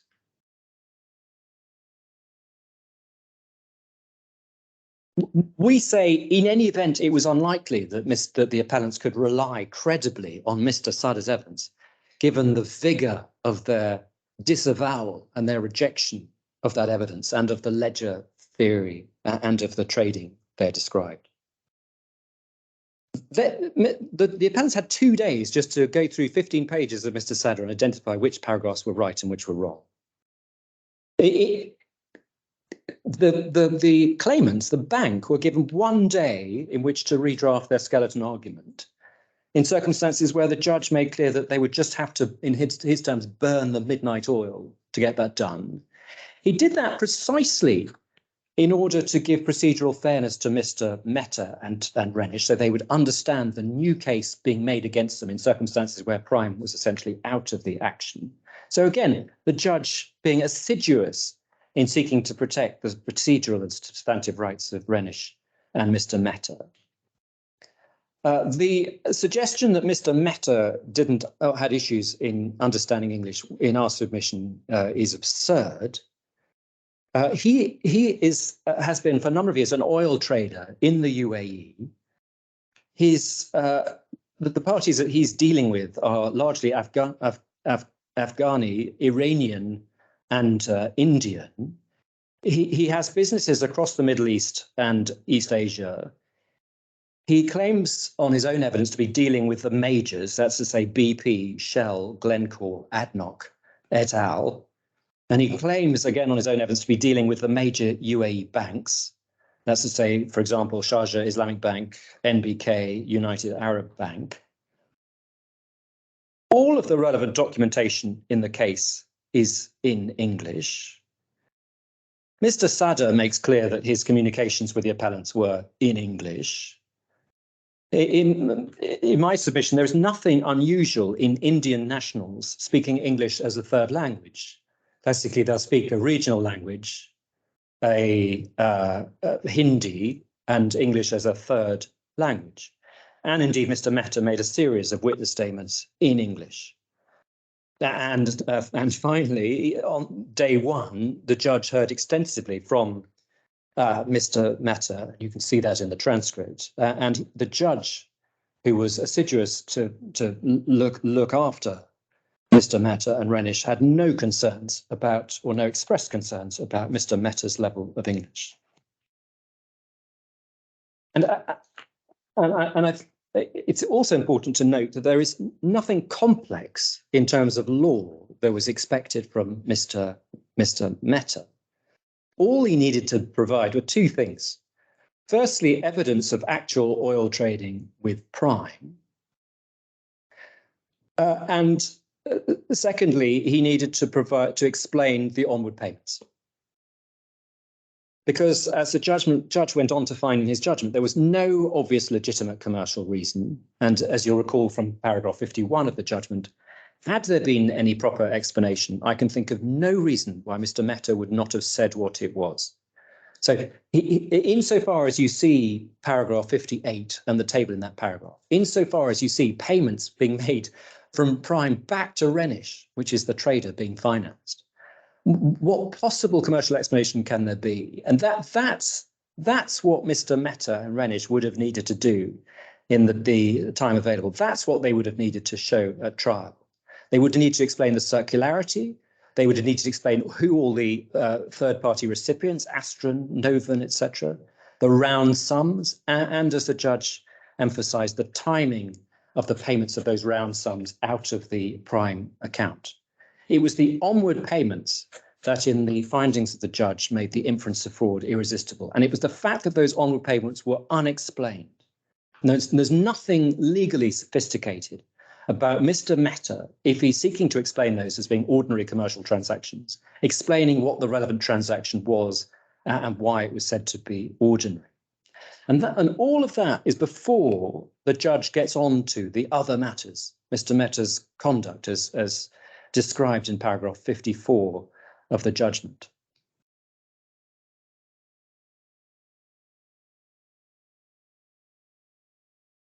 Now, what the suggestion that is now being made is that Mr. Mehta and Prime ought to be able to rely on elements of Prime's evidence, specifically the open ledger, the idea that monies were washing around between Prime and RENISH. And indeed, there are strong suggestions of that in Mr. Sada's statement. That's the statement which is explicitly rejected. And indeed, the ledger assertion is explicitly rejected.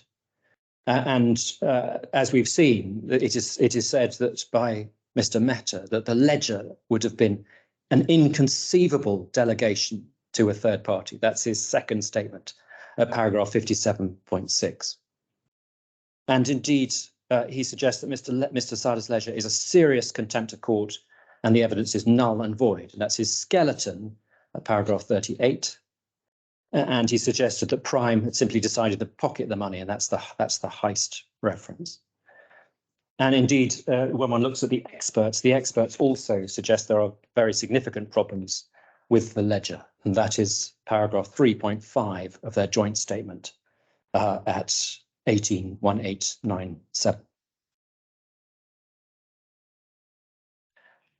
Finally, in terms of procedural fairness, Mr. Mehta and RENISH refer to the access to documents. It's interesting if one looks at and they say that it's difficult because of case lines. If one looks at Adele, my sound's very bad.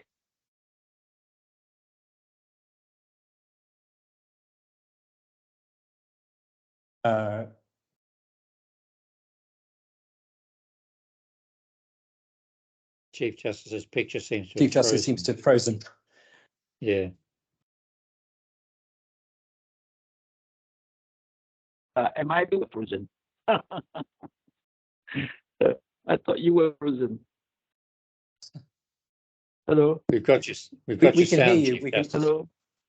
Yes, Chief Justice, if you could please log out and log back in. Log out and log in. I leave and come in. Yeah. Yes, please.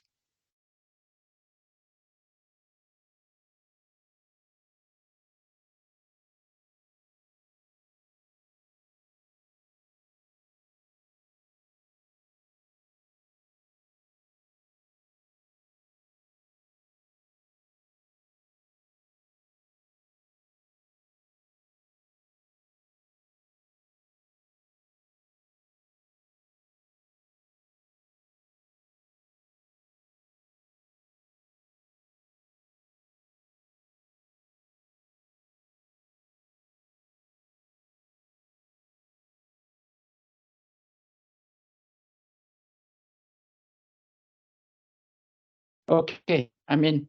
I'm back. Excellent, good. I was looking at the issues, the allegation. So I was looking at the claim that the appellants had difficulty accessing documents. If one looks at the skeleton argument that they lodged at page 1124, which we were looking at a moment ago, which is clearly a legally drafted skeleton argument. At 1124, it's made entirely clear that, and you see before the title bars, bundled references are to documents on case lines. So the lawyers who, either the lawyers drafted this in which they had access to case lines, or it was drafted by Mr. Mehta, in which case he clearly had access to case lines. So it is bizarre in those circumstances that he seeks to rely on the fact that he had alleged difficulties in accessing documents. And we're essentially being asked to believe that the legal team that drafted this just walked out after lodging the skeleton argument. And in our submission, case lines is relatively easy to use and intuitive, was relatively intuitive. And there would have been no difficulty on the part of RENISH in terms of accessing those documents. And then in terms of judicial scrutiny and the care taken by the judge, he says in his PTA judgment at paragraph 30, I took all reasonable steps to ensure that points were taken on behalf of the appellants that could probably have been taken on their behalf. So he in his own, arguably in his own defence, says that he did take all points. In a way, this natural justice point, rather like an objection on the base, setting aside a skeleton by reference to full and frank disclosure, is a derivative ground. If none of the other grounds are any good, then the judge was presumptively right in terms of not canvassing other points. But if there's another good ground, if there is another ground which is a good ground for appeal, that ground stands on its own. It doesn't require a procedural objection, a natural justice objection, because it's a good ground on its own merit. So if there is no other good ground, then the fact that the judge didn't consider any other good ground is of no relevance. So in a way, this is a rather odd and we would say a derivative ground in itself. We would say, too, that the judge was well placed to consider the appellant's defence. The judge had before him the defence of the RENISH and Mr. Mehta. He had Mr. Mehta's witness statements, and he had the skeleton argument that had been lodged for trial by the appellants. In those circumstances, we say there can be no complaint on grounds of natural justice or procedural unfairness. Now, we do, as your lordships will have seen, seek to uphold the judgment by reference to additional reasons. Mr. Reid, can I just, on that point, can I just, I think I flagged this earlier on, that of course we've got the benefit of your extensive written submissions on the detail of the materials to which you would like us to look. But what does interest me is the scope of the Court of Appeal's function in dealing with a notice of this kind. For example, you have a case where, say, the judge has made a certain judgment on areas of evidence, we'll call it E1, E2, E3, different bodies of evidence, and that's challenged. And you say, well, if he'd looked at E4 as well, he would have come to the same conclusion, and so forth, which gets us really into the territory, doesn't it, of sitting in the judge's chair and reviewing the evidence which he might have had regard to and coming to a conclusion that you say, or you would say the same conclusion. Yes, well, we say that that the respondent is entitled by the respondent's notice to add different and additional reasons, and that is a clear entitlement where. And you don't need, obviously, an appeal notice or a cross-appeal notice. You can simply, and you don't need permission to add additional reasons. You can say, well, the judge made this finding for reason A, B, and C, but on the evidence that was before the court, he could also have added ground D and failed to do so. But you, as the appellate court, are entitled to take into consideration grounds that arose on the evidence that was before the court. And I would accept, obviously, that there is that limitation that we have to... You have to identify a ground upon which he might have come to the same decision. That isn't done simply by presenting us with a collocation of evidence and saying, when you look at all of that, you will have come to the same decision.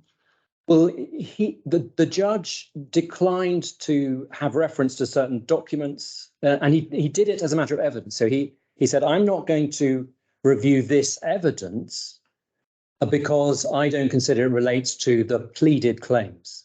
Now, he didn't make any order in respect of that. So when one looks at the trial judge's order, there's nothing that one can appeal as such.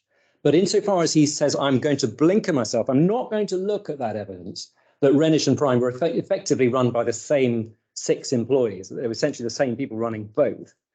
And insofar as disregarded, deliberately, consciously disregarded, we are entitled to say that that was wrong, and to add and to say this court, in buttressing the decision of the trial judge, is properly entitled to look at that evidence. Yeah, you would. It really has then the character of a kind of appeal. You're saying the judge erred in constraining himself by reference to the pleaded case as he saw it, and therefore he was wrong, and that opens up consideration of all the material that might have come outside the pleaded case, which he didn't look at. Yeah, and in doing that, well, firstly, we'd make the point that the relevant evidence is unchallenged and largely as of record. And secondly, we would say that in terms of pleading, we disagree. So, for example, there is an express pleading that the bank accounts were set up, all of the Prime and Renish, PetroMaster, PetroHub, all set up NBK accounts around the same time in order that funds, round sums could be moved promptly and without banking diligence. And that is pleaded. The judge, for reasons we don't understand, found that that wasn't pleaded. It was expressly pleaded in terms. And he therefore excludes evidence of the setting up of the bank accounts. And as part of the setting up of the bank accounts, one sees, for example, that it is Renish employees who are setting up Prime accounts and are then operating. They're the signatories of the Prime accounts. So he excluded from his investigation facts that were obviously relevant to the pleaded issue, that those bank accounts had been set up with NBK to allow funds to be moved around in the way that they were moved around. Well, when one takes, supposing this court took the view that it took an unduly narrow approach from your side, and on the other hand, took the view that the appeal, that the grounds upon which he found fraud were insufficient, or the reasoning was insufficient. One option for the court would be to remit the matter to the judge to deal with according to law, wouldn't it? Which would pick up, and if your point were good, the court would say deal with it according to law and have regard to don't be constrained by the pleaded case in the circumstances of this particular case. Well, no, except that there is clear authority, and I don't have it to hand, but there's perhaps come back to there's clear authority that where a judge fails to deal with something, but the appeal court has before it the relevant documents, the court can substitute its own findings. Well, the court can. It's a question of whether the court should, especially where it involves consideration of an array of detailed evidence, which has to be looked at in the overall context of all the evidence, I would think. Well, in terms of what the court should do, I would bear in mind, the court asks the court to bear in mind that this case has now been going since 2018, and procedurally, in terms of the way that the procedure has been gamed, in terms of absconding, only popping up 2 years later, failing to provide disclosure, then setting aside summary judgment, then multiple adjournment applications, then not attending a trial. This case has been very successful in my submission, played such that we are dealing with the 2018 proceedings. If at this point the bank has to go back to the trial judge for a further trial with thousands of pages of documents and all of the legal teams having to get back to get this case back up for a further trial, which would probably presumably be in 2024, 6 years after. At that point, we'd have to ask whether the DIFC court is really a venue for fraud claims. If the defendant... Well, I'm not worried about interim arguments about the perspectives. You've already made that point in relation to the court's approach to the standard of proof for fraud, and I find it a profoundly unimpressive argument. I have no doubt that everybody desires finality. I'm exploring with you the options and how that feeds back into the function of this court in dealing with a respondent's notice.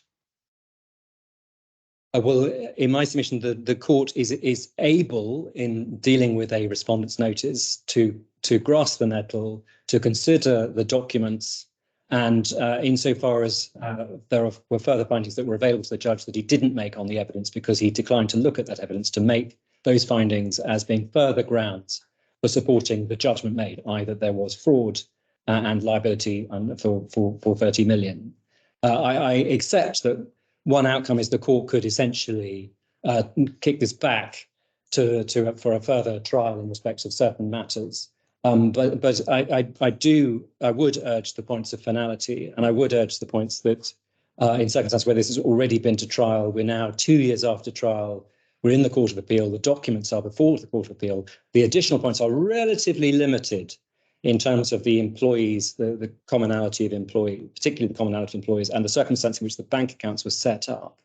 In those circumstances, we would say that is a relatively limited exercise. And my learned juniors just brought me to my attention paragraph 21 of the skeleton. The position is explained in respect by Lord Justice Morris Kay in Malling and Stilianu. This is a matter which we, the Court of Appeal, are in no worse position to assess, having before us the material the judge had before him, which is so influential upon his decision. And this is peculiar case where that's the case because there is no live evidence. There are a relatively small number of documents showing how the bank accounts were set up. There are a relatively small amount of documents showing, for example, RENISH employees pretending to be prime employees. So, for example, on the fourth payment, there is a correspondence set up in which one RENISH employee purporting to be a prime employee says we've got problems supplying the oil, and that's drafted by a RENISH employee, then sent by a prime employee, and then showed to SPM. So there are some very discrete examples of essentially clearly no arm's length relationship, clearly no bona fide trading, and we think, as we've set out in the skeleton, that can be done relatively succinctly, without the need for a further years in terms of these proceedings to get to the finality that I'm sure all of us would desire. It's 7. My time is 7 p.m. now. My time and Justice French time is 7 p.m. now. How long more do you think you will need, Mr. Reid? Well, my lord, I need as long as you can give me, because there's been a certain amount of disruption, much of it technical. Yeah, I understand. I understand. I was the cause of that too.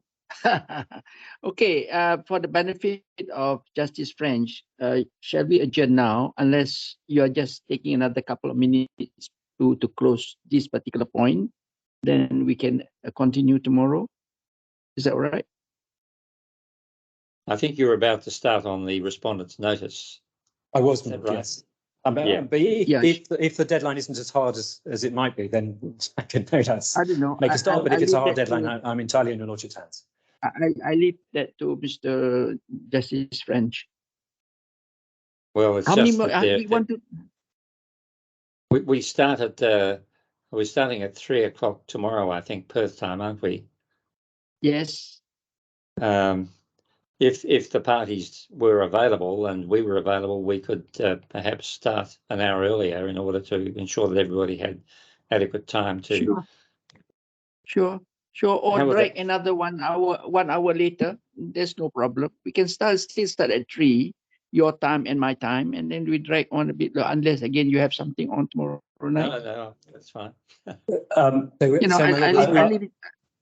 We'll start at the same time, but we may go on to ensure that I have my chance and Mr. Pillai has his chance to reply. Yeah. Your Honour, yes. I mean, I'm conscious that this is on the basis of, as it were, a day and a half each. So when Mr. Reid says he wants as much time as he can get, I'm not sure that that's entirely fair. At the moment, I will want to make some reply submissions. And I think Mr. Reid has had essentially the same amount of time as me. So just with that marker down, I'm happy to be adjourning now. We can't start an hour earlier at our end because we can't get the technical people in at 7 a.m. to get us going. That's the only issue, for which I apologise. I understand that very much. So let's start at 3 p.m. Perth Malaysian time, which is the same time we started today. It's the same time. We'll say, I'm sure Justice French wouldn't mind dragging on to 8 p.m. We'll have a late dinner tomorrow night.